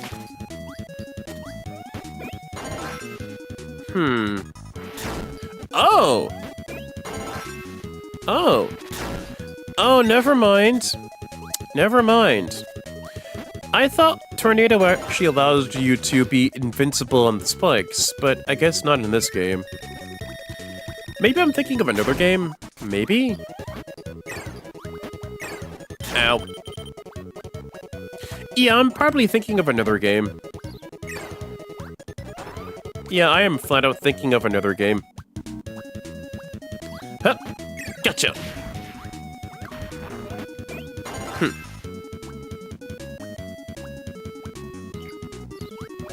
Spit out. Going to LA Tabletop Expo if you're planning on going. I don't think I'll be going to that one. Like, for this year, I do plan on going into expos again, but I don't really plan on to at least go for Tabletop Expo. Like, it's not that I don't like tabletop games, because I do like playing Dungeons & Dragons. It's just, it's fine. I mean, if people want to go to a Tabletop Expo, I'm not the guy to at least go them to say, Tabletop's for nerds. Shut up. Shut up if you're gonna be that kind of asshole to say, oh, tabletops for nerds, trading cards for babies. Yeah, try that again, bozo. Bozo looking at ass. Because at the moment, trading cards are pretty fucking profitable if you're kind of an asshole. Like, if you're gonna be that kind of scalping guy to try and mug a Pokemon store, or, say, do something stupid and wacky, like, say, oh, I don't know, doing an armed robbery at a Pokemon card store within Manhattan, or the 5 boroughs within January. That kind of bozo head-ass behavior. Because apparently, even trying to scalp cards for an extra, maybe like 20 bucks or so, is apparently a profitable scamming game to do so. But aside from that, yeah, I am not that guy to at least call out, well, you're gonna be doing tabletop games? What a nerd! No, I mean, no. I'm not gonna be doing that. Oh, alright, puzzle time. With these cannons, you can either use burning or fire to light them up. Keep that in mind for puzzle solving. It's my mistake. It is fire, burning, and laser to use for puzzle solving for cannons. Because laser is shut off by light, and I'm pretty sure lasers are hot on their own as a whole.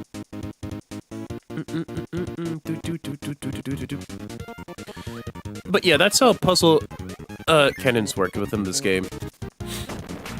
Because you can flat out just use fire, burning, or laser for lighting up the fuse for a cannon.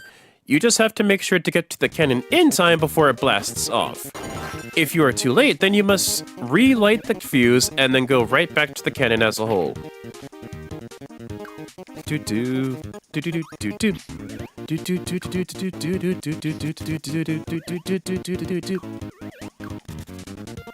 But yeah, I don't think I'll be going to Tabletop Expo.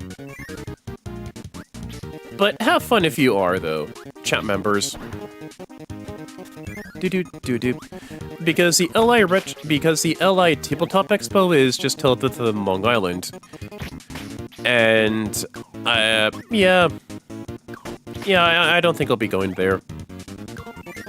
Maybe not my cup of tea, but have fun, Aura Song 3166, for going to that Tabletop Expo.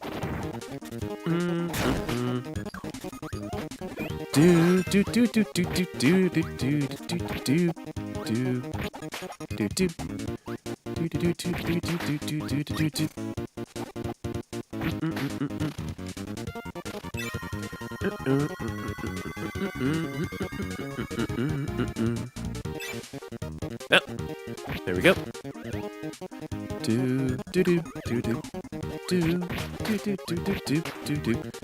Is that it?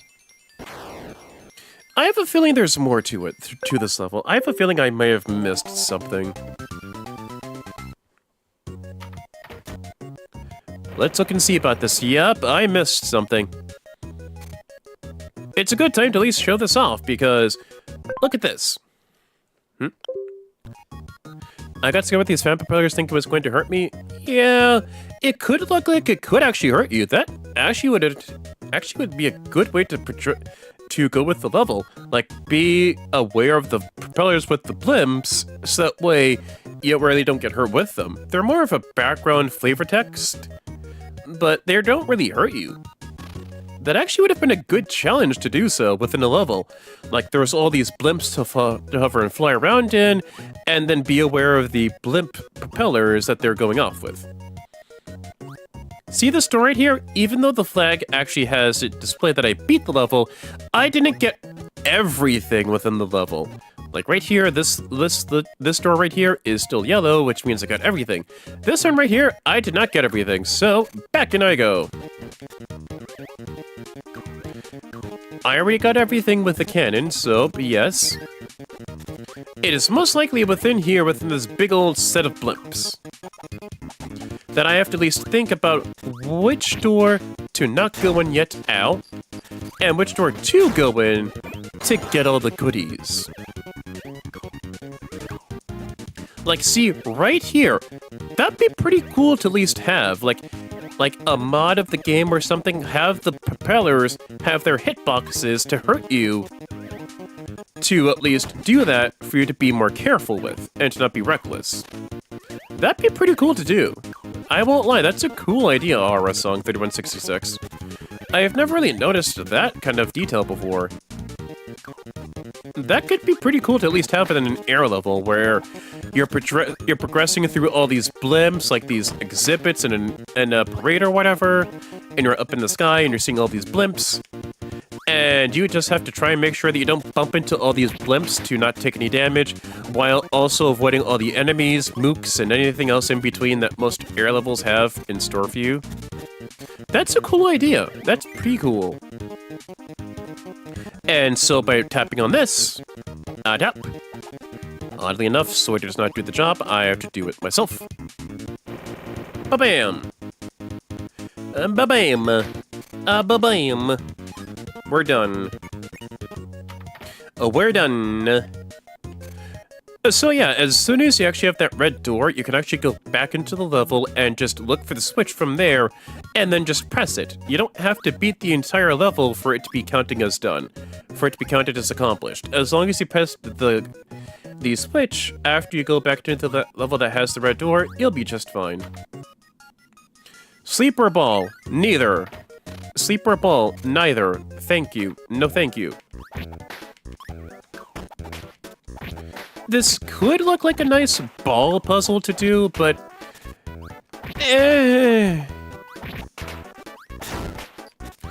Like, the one thing I love about Kirby games is that no one ability is truly worthless, except for light. At the moment. Because my least favorite ability used to be Cleaning Kirby. And Clean Kirby was in Kirby's Dreamland 3, where you inhaled broom hatters, and Kirby just swept a broom and just stayed in place and just swept a broom left and right like a little janitor. Like, I thought that was the most worthless ability to have. But no, Hal Laboratories decided to be crafty little, cheeky little buggers, and just actually have Clean not only be a bit more useful for attack potency, but also better for puzzle solving too as well. And Star Allies. So, Hal basically was able to give Clean an actual functioning moveset where it just went from flat out useless to, nah, it's fine. It could be funny to do for a boss rush challenge. And that would be about it, because that's what I like about abilities.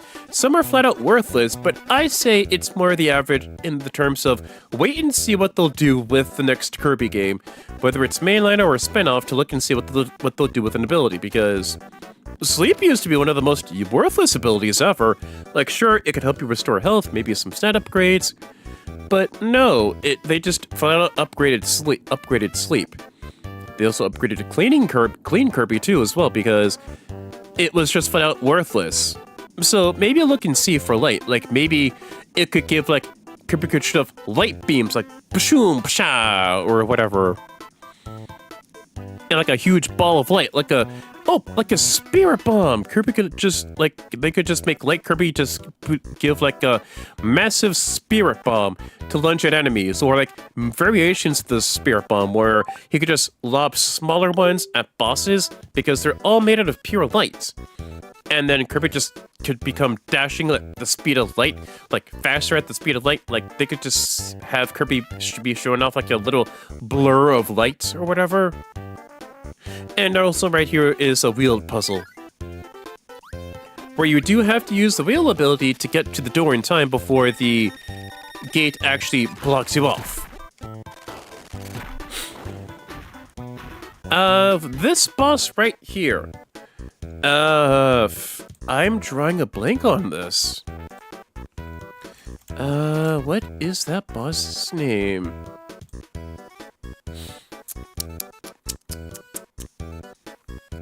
Seriously, what is that boss's name? Let's see what we got. Oh, Fan. Yes, this mini boss's nickname is Fan. Because I know it's like,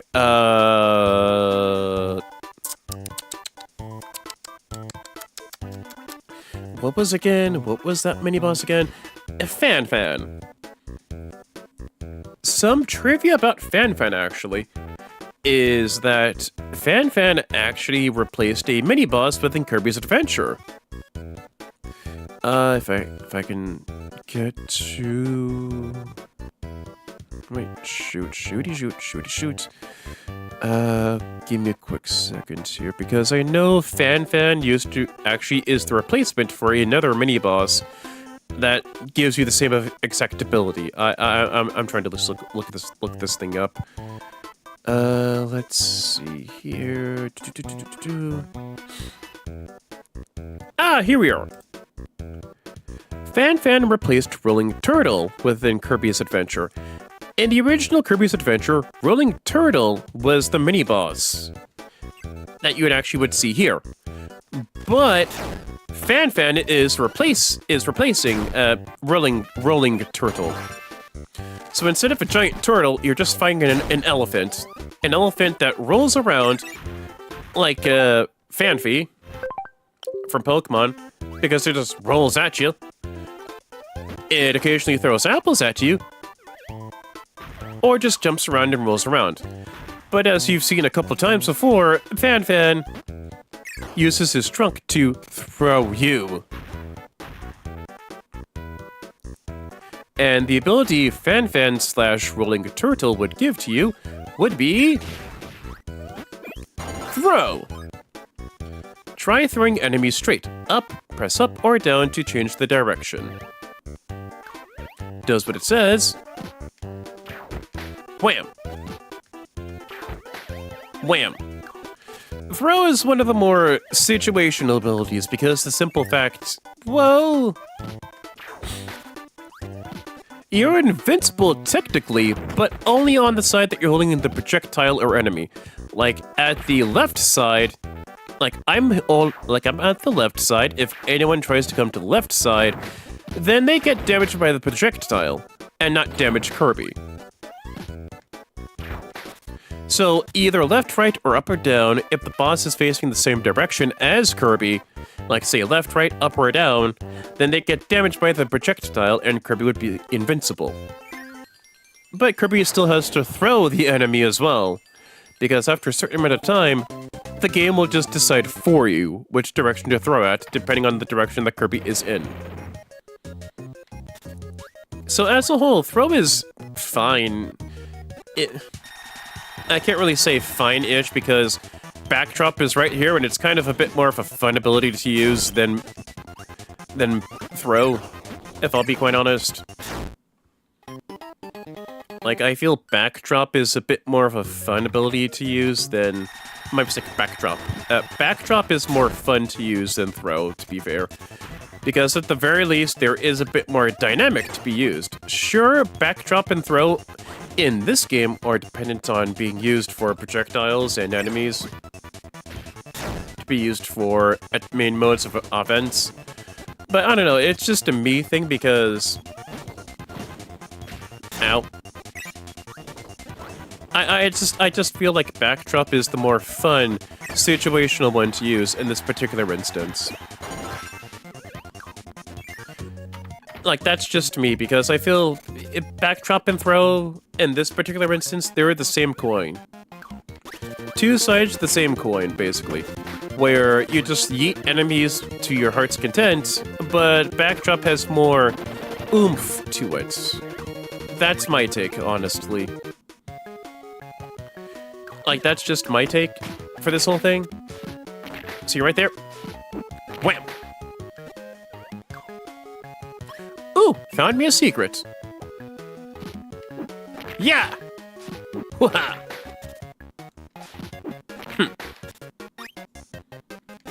Ooh, gonna have to be careful around here. Just float carefully. Wha-bam! Extra life for me. Thank you.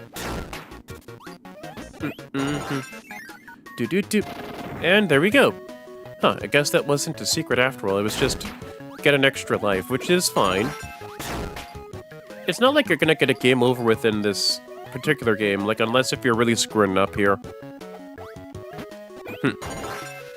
Like either if you're particularly screwing up or you're trying to do a no health challenge where if you get a single hit you have to die and lend yourself to death.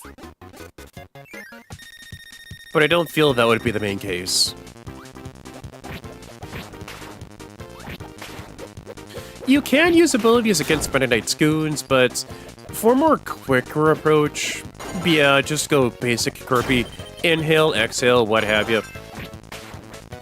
Like, it's not that using abilities will be tougher to use, it'll just take a bit longer because, strangely enough, it'll take a wee bit more time. Oh, wow. Ow. Damn it! I gotta stop doing that. Ow.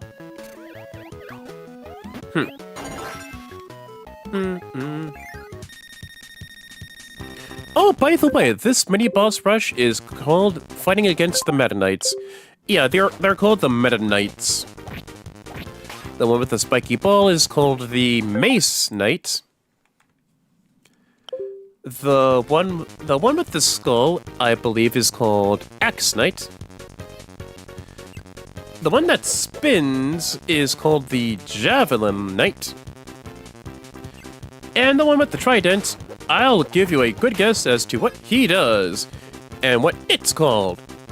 Trident Knight. So yeah, this mini-boss rush is just called the Meta Knights, because you're just fighting against Meta Knight's goons. The Meta Knights. Not a bad name for your goons. Not a bad group name for your henchmen. Like the Meta Knights. I believe they actually go by Meta Nightmares. If it's not Meta Knights, then maybe Nightmares, maybe. Let me at least see.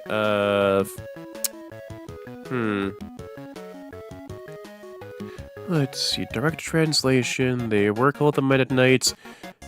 In the Japanese version of Smash Melee and Brawl, and also Ultimate, Meta Knight described his groups as the Meta Knight Corps. Like C-O-R-P-S, Meta Knight Corps. Ah, there we go, then yeah, they're just called either the Meta Knights or the Meta Knight Corps. That's not a bad name, that's still a pretty cool name. Let's see here. Yeah, they're just called the Meta Knights. Yep, they're called the Meta Knights. Yep, Meta Knights. I honestly thought they were called Meta Nightmares, but I won't lie, Meta Knights, that's a pretty cool name. Like, your name is Meta Knight, and your group name for your goons and your henchmen are Meta Knights. That's pretty cool. Rolls off the tongue, actually. Meta Knight and the Meta Knights. Because they're all knights. Like, Meta Knight deals with a sword. Well, his specific sword, I should be quite specific. There is the Javelin Knight, there is the Mace Knight, there is the Axe Knight, and there's the Trident Knight. I mean, they're all obvious for what they're going to be doing for their shtick. But it's a pretty cool name. Rolls off the tongue, if I'll be quite honest. Ow. Also be careful with abilities, because when you lose abilities, because the moment they land onto water or, say, goodness forbid, get hit by spikes, you lose that ability for good, so be a bit careful with this. Be very careful. Ow. I wonder if I'm missing any secrets up here, because I could obviously go inside the door to beat the level, but let's look and see for any secrets that I've missed.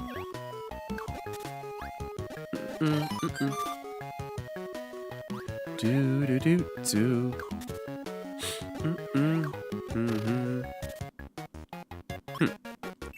Guess not. Alright, let's look. Let's launch ourselves up, and...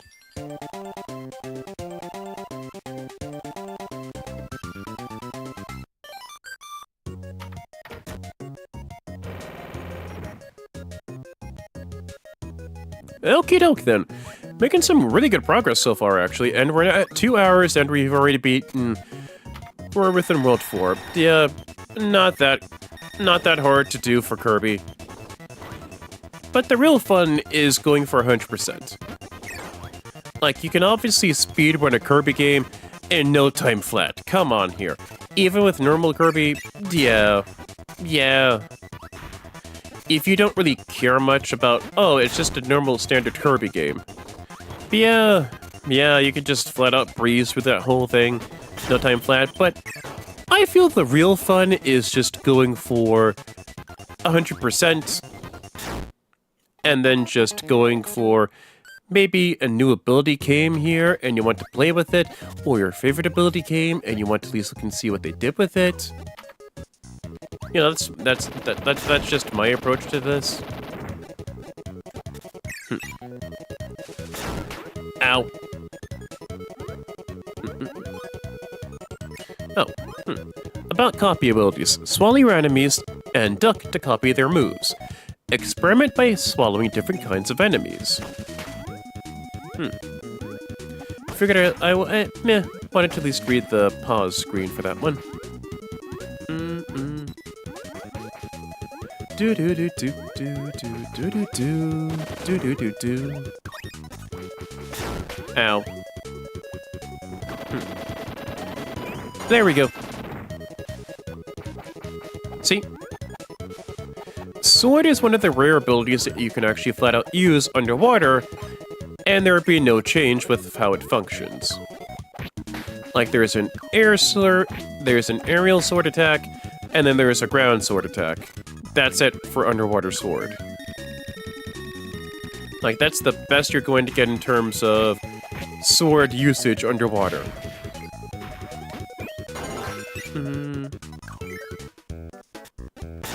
Ow!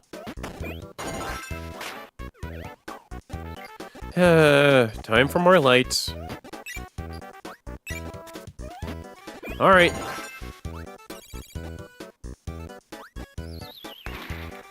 See, even with light, it's not even a screen nuke. At least have it be a screen nuke. Like, say, Crash, or Cook. Or Mike. But no, light has nothing. It's just light up this dark room to look and see for puzzle solving, maybe check and see for any hidden doors, or any pits. That's it. Like, I just wanted to at least show it off for the sake of showing it off. Like, you can just patrol and explore around. Like, if you know what you're doing with the game, and you've played it before, you know, oh, hey, this is that specific room. I don't really need to use light. I could just hold on to my ability, and then just look for that particular door to activate the switch, and then have the percentage go for helping me to go to 100%. But I wanted to at least show off the one use for light, because that's literally its main use. And that's it.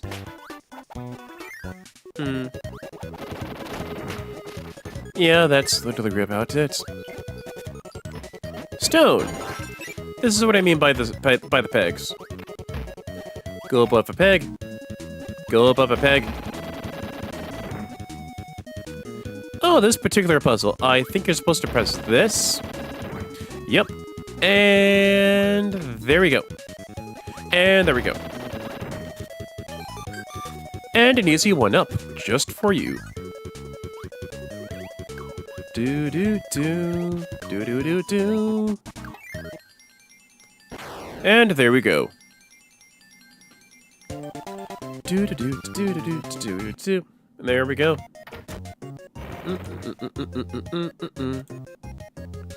Do do do do do do do do do do do do do do do do do do do do.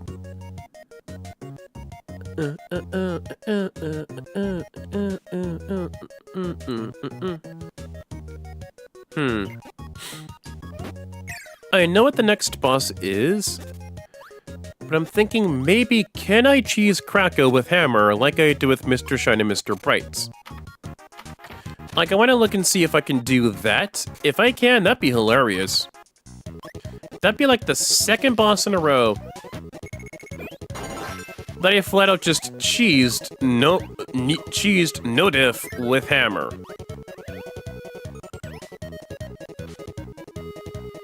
Also be careful with that little walking nuke because I think it affects enemies and also you as well with the explosion.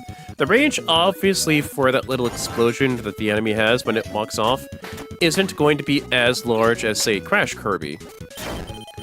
But it will be big enough where it can be a problem.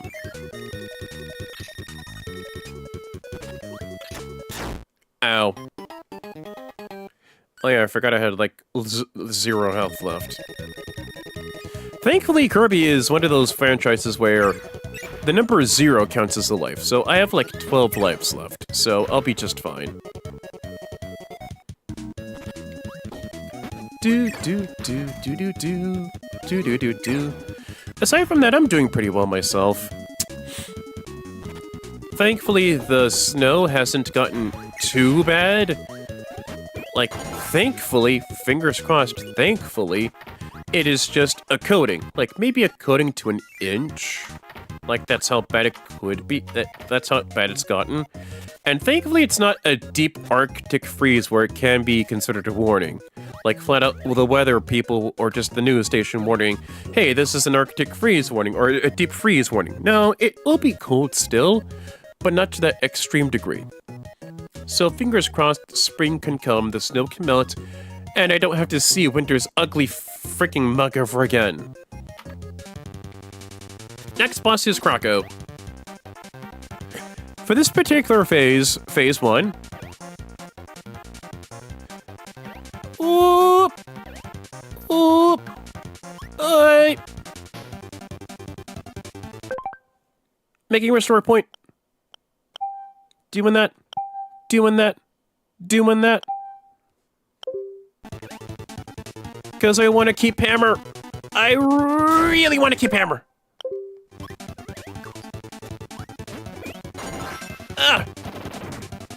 I really want to keep hammer for as long as I can. Hopefully to at least get to the boss. Okay, good. Because in phase 1 for this fight, it's a chase. High jump is basically used for this because you can keep ahead of Krako. Because if you keep lagging on, if you keep dawdling on, Krako will eventually destroy the platforms. And from there, it will actually become harder for you to navigate. Okay, let me at least try this to look and see if I can cheese Krako with hammer. Let's try.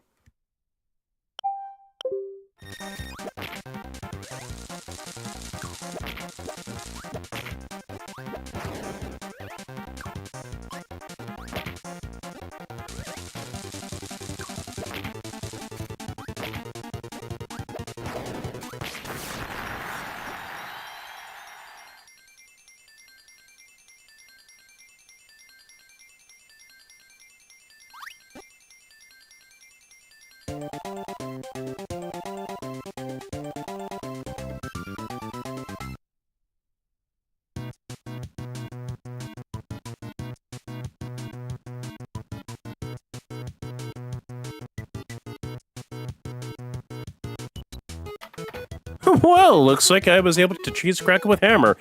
And yeah, you could take care of bosses with hammer in no time flat. So I guess it's not just Kirby's Adventure that just has hammer as the de facto boss killer. Kirby's Adventure does that too. But most people aren't able to at least hold on to hammer for that long, though. Thankfully, I have restore points on my side to help me out with that, so thank goodness for that. So yeah, apparently I could just cheese bosses with hammer. I could just cheese them with hammer.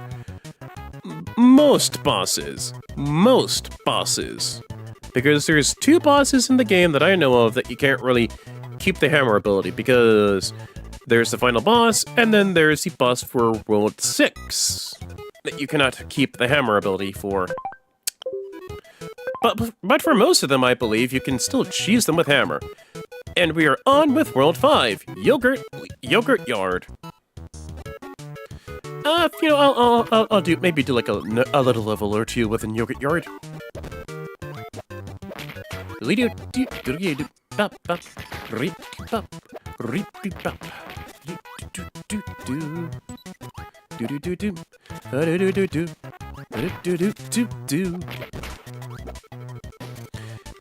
Oi!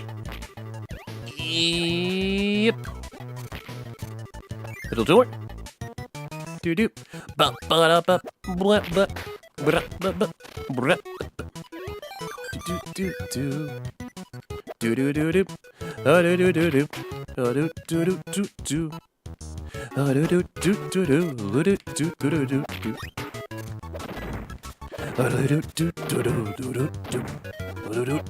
do do.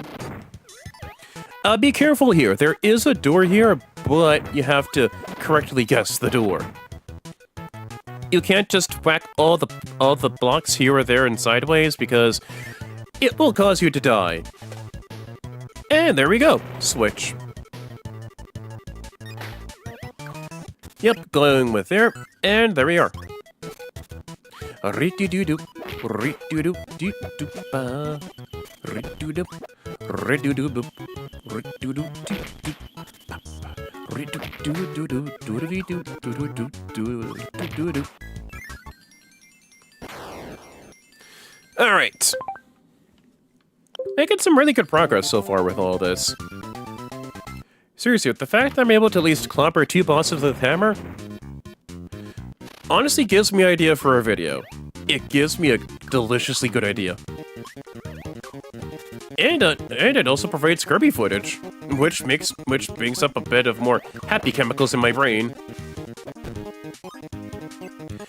Let's see, there's hammer, there's parasol, there's sword, there's parasol, and then there's hammer.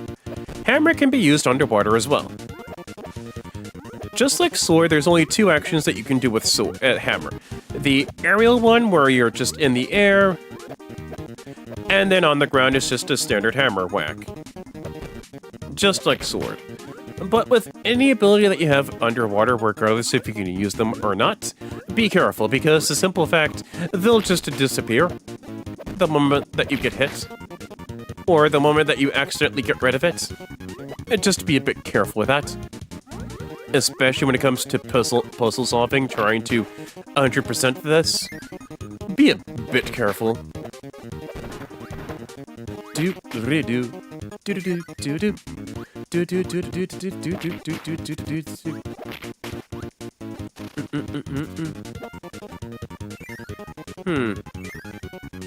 Ooh, I see doors, which means that could mean more switches. Do do do do do. Re do do do do do do do do do do. Nyum. Do do do do do do do do do do do.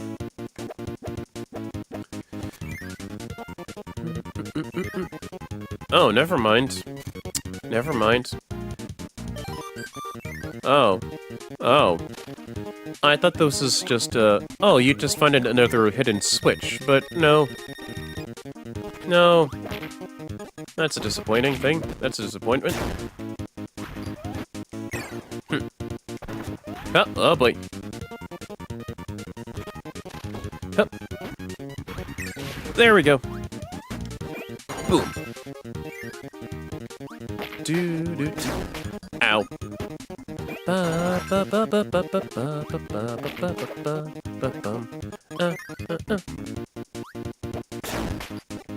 As far as I know, there isn't anything hidden below there. It's just a bottomless pit. Ow.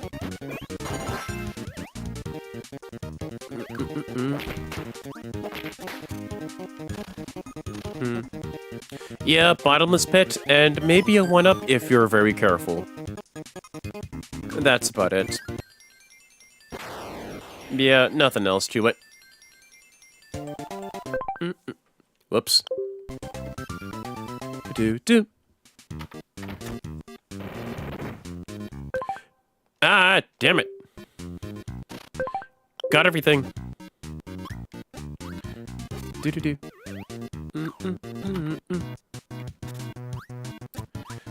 I think I'll probably just beat, like, this level and maybe call it a stream from there. Yeah, I'll probably do that. Do. Do. Do.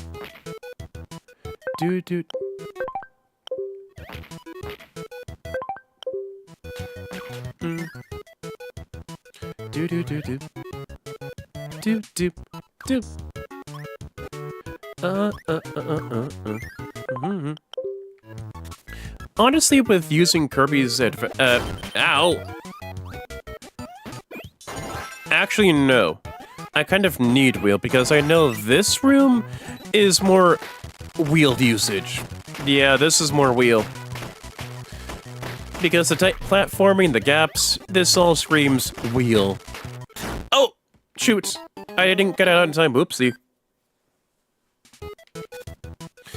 But yes, not only is this more wheel usage, because this is geared towards usage of wheel, but I feel with Kirby's Nightmare in Dreamland, I'm gonna at least maybe do more Game Boy Advance games on the channel for streaming.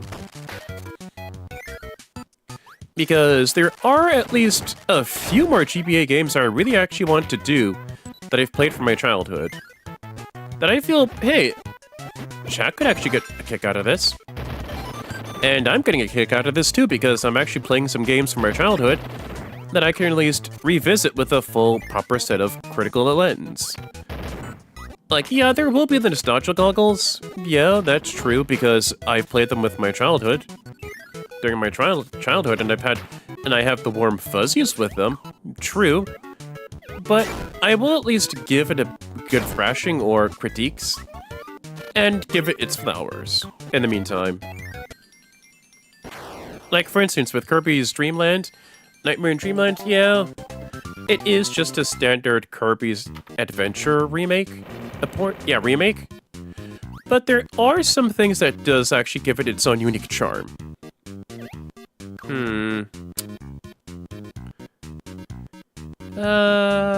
Yeah, maybe.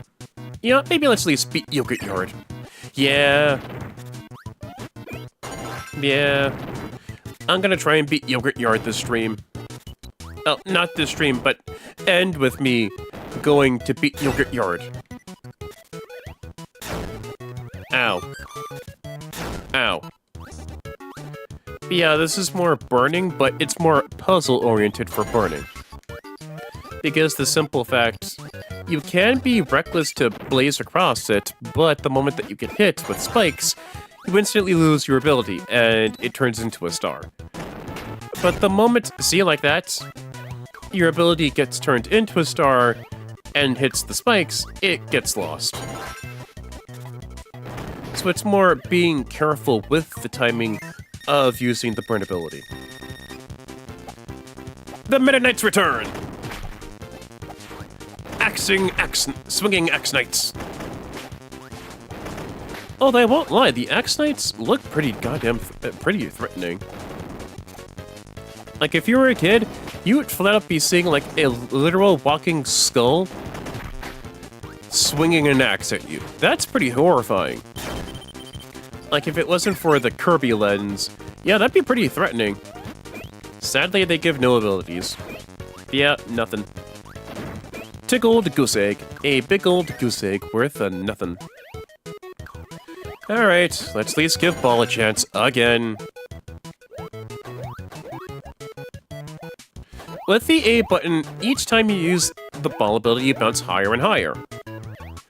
And I think you get more attack with that way, and more of an attack. Out of all the abilities, I see no one pitching in for ball. Ow.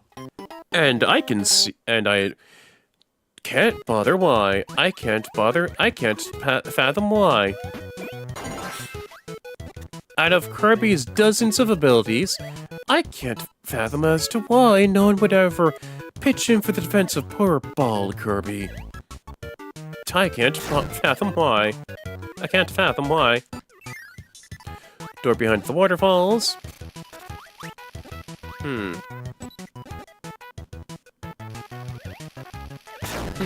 Ow.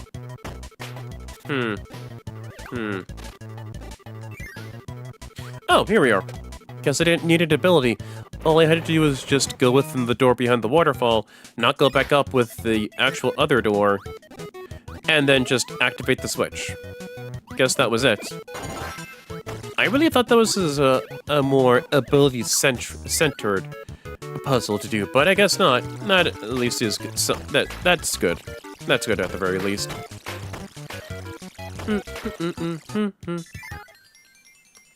And that's the end of the level.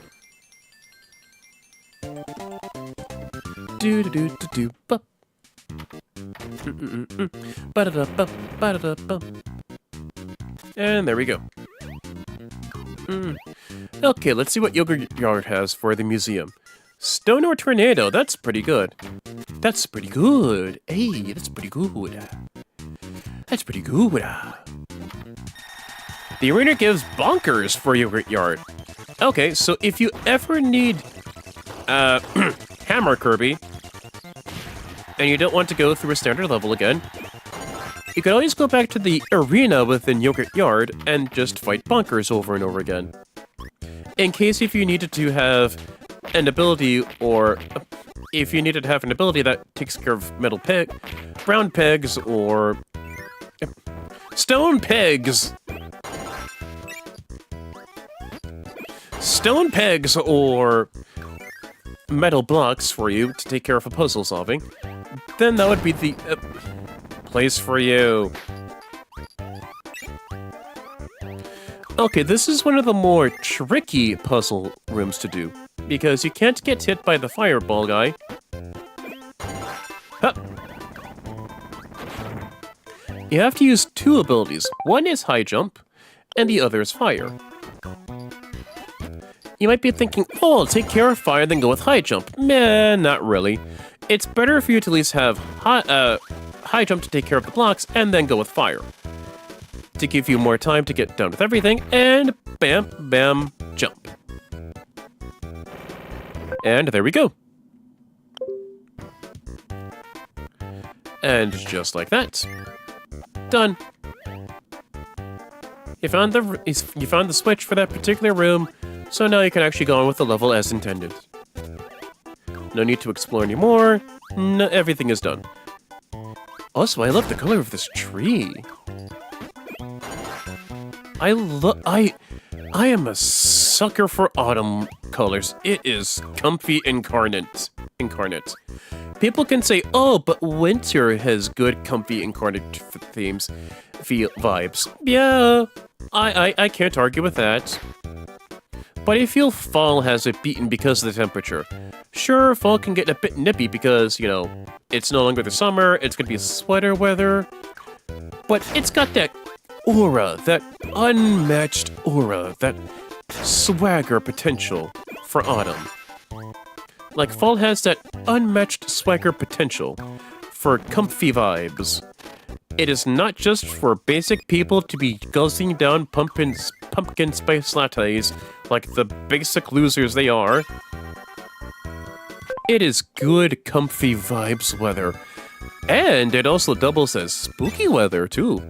If you want to go with the more horror-themed vibes. Because that's where fall remains king. For me. It has good, comfy vibes. It gives me vibes of good apple-themed products, you know, like apple cider, apple sauce, that good stuff. You know, all that good vibes, you know? And here we fight our new another sub-boss. A Fire Lion. Yeah, Fire Lion.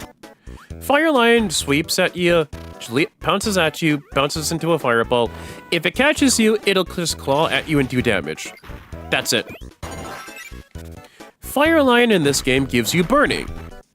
If I'm not mistaken, Fire Lion was also within Kirby's Adventure. Was it in Kirby's Adventure? Let me see here. Checking. Yes, it was. Fire Lion was in Kirby's Adventure. It just got a revamp to make it look incredibly more threatening. And I've got to say, the GBA did it justice. Give it a nice good old facelift. Excuse me while I just burn everywhere like a little fireball, like a little flaming menace. Thank you. Up we go. Darn it. I hold no responsibilities if you made this into a drinking game, if every time you saw that little screen, if I did that by accident or not. I hold no waivers and no legal responsibilities if you decide to make that into a drinking game. Like if chat just goes, haha, let's just look and see for a drinking game how much that actually is done for by complete accident. Or not.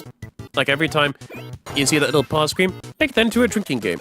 I hold no legal responsibilities if you get hammered. I do, however, have the ability to ask to look and see for your drinking games, and to make fun of it. And to profit off of it, too. Because at the end of the day, I'd still make money off of that. Yep. Hold on, but is this steel wheel geared or stone geared? Maybe stone geared. That's what I'm thinking. Maybe a bit more stone oriented.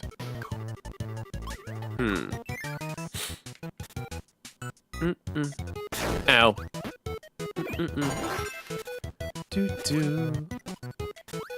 Oh boy. Wait, nope. What about in here? Uh-oh. That's my first pitfall. That is a pitfall for me. I can't use stone underwater, but there is an ability I can use, and that would be hammer. So I'm gonna have to go back and get hammer, hold on to hammer, and then just go back. Yep. But no real frets for me. No frets for me. Because thankfully I unlocked the arena, so I could just go back and street fight bugs bonkers. Ow.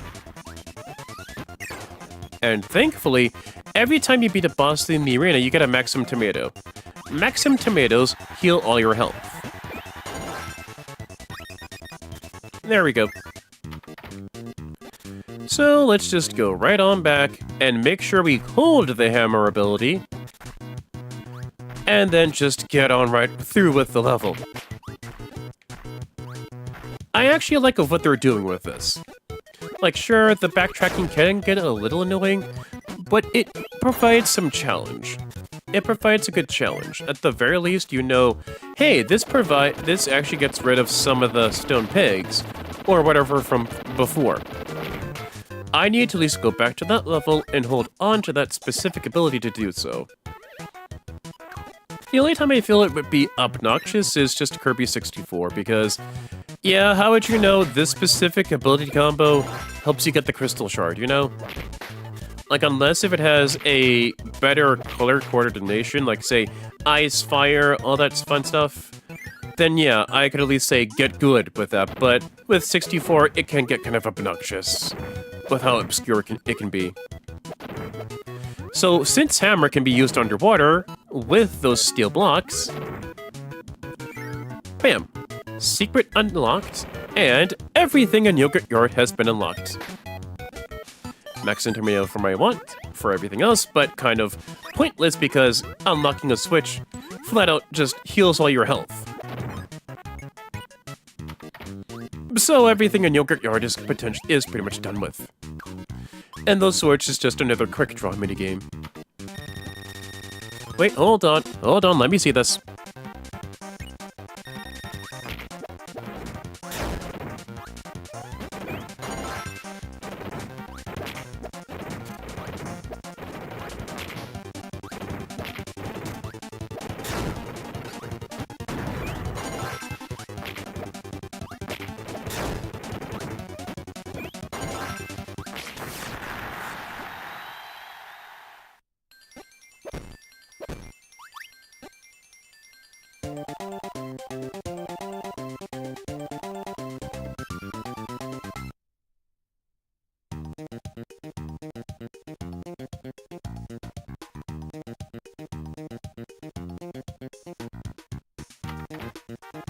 Yep. Hammer also takes care of Heavy Mole. Heavy Mole, for what it does, since I obliterated that boss to the ground and back, Heavy Mole digs around the digs around underground and actually shoots out missiles. Excuse me. One of them deals with Hammer, gives you the Hammer ability, and the other one gives Sleep. The reason why is, well, there is a reason being for this whole digging thing. It's more of a mobile boss, so it's a mobile boss, plus it can actually damage the ground underneath and all around it. It is more of a digging boss as well. So be a bit careful with that, and as you saw a bit with Hammer, Hammer also gets rid of the ground as well, so be careful with that too.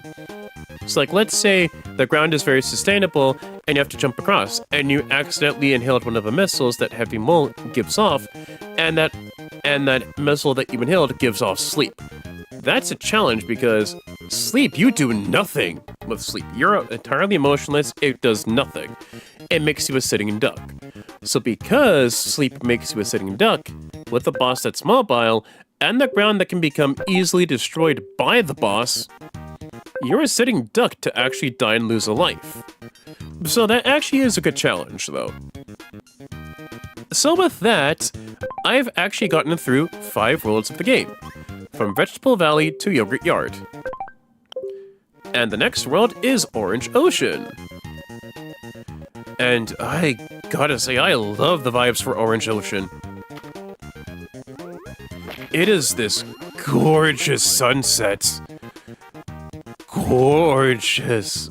Oh, it is so beautiful. It is so beautiful. Oh, I cannot stop glazing sunsets. It is so beautiful. I will not lie. I will always glaze sunsets to the day I die. Like, there's a Game Boy Advance game I've played during my childhood that actually had me love sunsets as a whole, to the world and back to heaven and back. That I will always love sunsets. Like, there's 2 types of people in the world. People that love sunsets and people that love sunrises. I am in the band of people that are normal, aka the people that love sunsets, because I'm not going to be waking up at butt-fuck early in the fucking morning to see a fucking sunset. Because if I do that, someone's going to be telling me, hey, why don't you get up? The day just started. But I should have slept because some mouth-breathing incest bred jackal decides, yuck, let's just watch the sunrise. Yuck, it's a beautiful day. You know what else is a beautiful day? I could wake up and see a beautiful day outside my window. But except I could actually get a good night's rest, except not having to see a damn sunrise. But with the sunset, you can wake up, you can flat out have the day ahead of you and spend a good portion of the day. Sunsets as a whole, I feel, are magnificent. The hues of red, orange, yellow, and pink. Like, some of them or all of them being used all together. Perfect. But hold on. Gotta take care of this real quick. Whack, whack. No. No. No. No.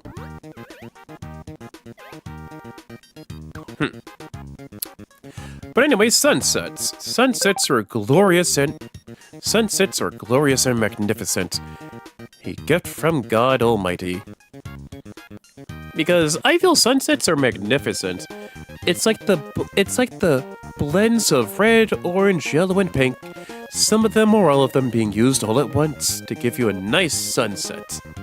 Because with sunsets, you can actually just wake up, do the day ahead of you, whether it's lounging or just taking care of work, And then the moment that you see a sunset, like a nice sunset, like the very moment that you see one, it is so beautiful. It's so beautiful. It's so gorgeous. To me, I feel sunsets can give off a few feelings. That comfy vibes, feeling that the day is over, you can at least get on with the night and just sleep.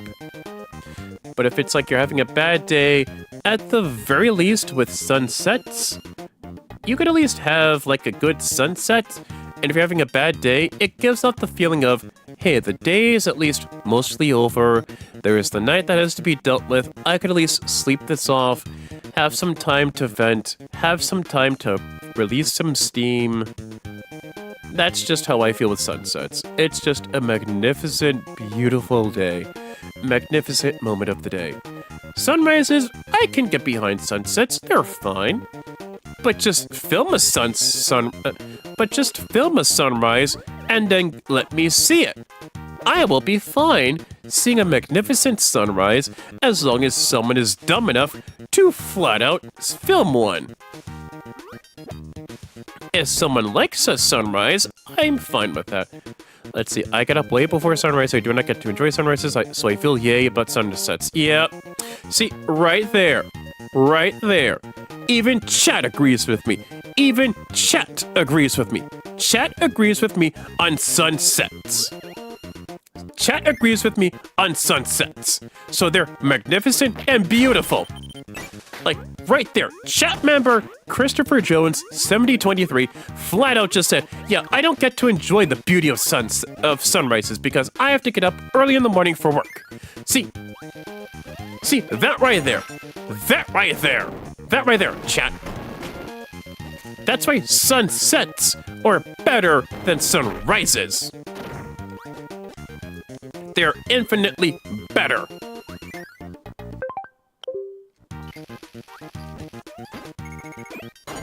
Hammer. Oh, that's a lucky break for me, because Hammer is actually another ability I need to get. Orange Ocean, switch done. Because you need Hammer to actually get rid of the pegs in the ocean. Well, not the pigs in the ocean, but just more getting rid of the pegs. It's either Hammer or Stone, because Stone can get rid of the pegs, but you can't be underwater to do that. So if you're above water, and there's metal blocks ahead of you, below you, and you're not underwater, Hammer or Stone will be the get-to-go. But if there's blocks ahead of you, like there's right next to you, and you're not underwater, then Hammer or Burning are the way to go. If you're underwater, then it's only Hammer to be used. Also, I'm sorry if I missed your message, Arasung3166. I barely get to see the beauty of sunrise, and I only get to see the beauty of sunsets. And sunsets are prettier. Yes, they are. Yes, they are.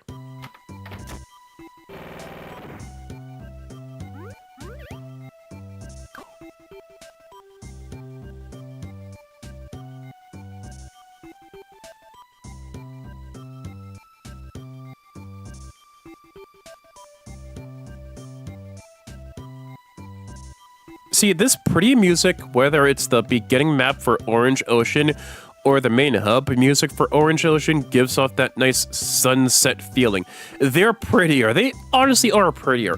Like what Christopher Jones was saying about I get up way before sunrise and I do not get to enjoy sunrises, so I feel about sunsets. My goodness, man. Oh, but wouldn't that also make sunrises more valuable since they're rarer to catch? But yeah, I understand that. I understand that too as well. I get that too. Because there is the majesty, the beauty of a sunrise, because of a full-on day, a day of hidden potentials, a day of hidden events that you don't really get to see, that you haven't really predicted out yet, that life and God just flat out just haven't really laid out before you, you know? But if you know, like, the day ahead of you, it's just another day, meh, I guess the potential for sunrises aren't really that, like, magnificent if you don't really know, if you already know, hey, this is what the day is going to be ahead of me, you know, maybe not, like, a good day ahead of me or, like, a long day or whatever. I get that point. But for me, I feel like if you see, like, a good sunrise, film that thing and let me see the whole thing, because I'm more of a let me sleep person before you hit you with the billy club. kind of person. Because I like my sleep, and I'm also a night owl. Make that make sense? I'm a night owl, but yet I like to have my sleep.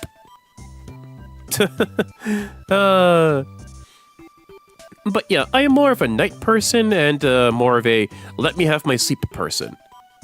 But sunsets, they are stupidly gorgeous. I get sunrises with the magnificent beauty of them. Wheel. No. I get the point of sunrises. They have their majesty. They do. They flat out do have their majesty. And I will admit to that. They have their majesty and their beauty in nature. It's the sun rising, that do do do do do do do do do do do do do do do that trumpet thing. You know that one trumpet sound that you know the one that they're thinking in your head, like the one that you're thinking of like when they're using it for movies. It's like you know that one for sunrises. You know that kind. I understand that because sunrises can be magnificent. But I feel sunsets are stupidly magnificent. They're much prettier. Yeah, you can see them a lot more often than sunrises. I understand that. But I feel sunsets are a lot prettier too. Like, imagine this. It's a hot, humid summer day. You're just relaxing, the temperature's finally getting down. You bought your favorite ice cream, or in my case, an Italian ice. Like a large Italian ice, you're just chomping on that thing. You just got that thing. You're sitting in front of your house or just playing a video game and you're glancing outside the window or you're glancing right up at the sun just for the sake of it and you see the sunset. A nice, beautiful, gorgeous blend of orange, red, and pink with the sun slowly going right on down. Right on down as you chew on that ice cream or icy treat of your choice or an Italian ice if you're me. And you get that nice, good whooshing feeling of, yeah. The day may have been nice or the day may have been rough, but this particular moment is a highlight of the day. It is a highlight of the day for me. You can flat out be selfish and just have a sunset for yourself. You can mentally feel, wow, this is my moment. This is my moment to have a nice, beautiful sunset. And that's how I honestly feel about sunsets. They are magnificent and beautiful. Like, there is actually one childhood game I played from the Game Boy Advance as a kid that isn't this game that I've played that made me love sunsets. Like, as much as it is right now as this little chit-chat that I'm doing right now. But that game will actually be coming at a later date. Not now, but maybe a wee bit later. Maybe a few months later, maybe not. Depending on what I got planned up my noodle back then. Depending on what I got cooking up back then. But yeah, But yeah, we made some good progress. Some really good progress. All the switches and everything explored, every nook and cranny for Worlds 1 to 5, Yogurt Yard, Ice Cream Island, Butter Building. Wait, hold on. It's Vegetable Valley, Ice Cream Island, Butter Building, It's not Yogurt Yard. Yogurt Yard is World 5. A Grape Garden. Yeah. It's Vegetable Valley, Ice Cream Island, Butter Building, Grape Garden, and Yogurt Yard have all been done with. And the first level of Orange Ocean has also been done with in regards to the Switch. Everything has been basically solved and done with, so in the next part, we're basically going to be taking care of the rest of Orange Ocean and all the other worlds as well, because in this game there's 8 worlds to take care of. But with Orange Ocean, I want to at least say maybe with Grape Garden and Yogurt Yard. But more in particular with Orange Ocean, there will be more switches to actually for you to look into, handle, and to take care of. So you will actually have to, if you actually miss the switch to do so, the level door will still be red. It won't be flashing, but it'll still have the flag, basically, to say that you beat the level, but you didn't get everything. So, yes, starting primarily with Orange Ocean and maybe the next world up, and maybe the next world, there will be more switches for you to take care of. So, and there will be a bit more hidden, a bit more intense for you to at least solve with. But this is a Kirby game, so a bit more thinking, but nothing really to really lose your hair over or to go ree about and whatever and what have you. So that will be in the next stream for me to take care of. I'm FODV93, and I shall be seeing you all later. Bye-bye.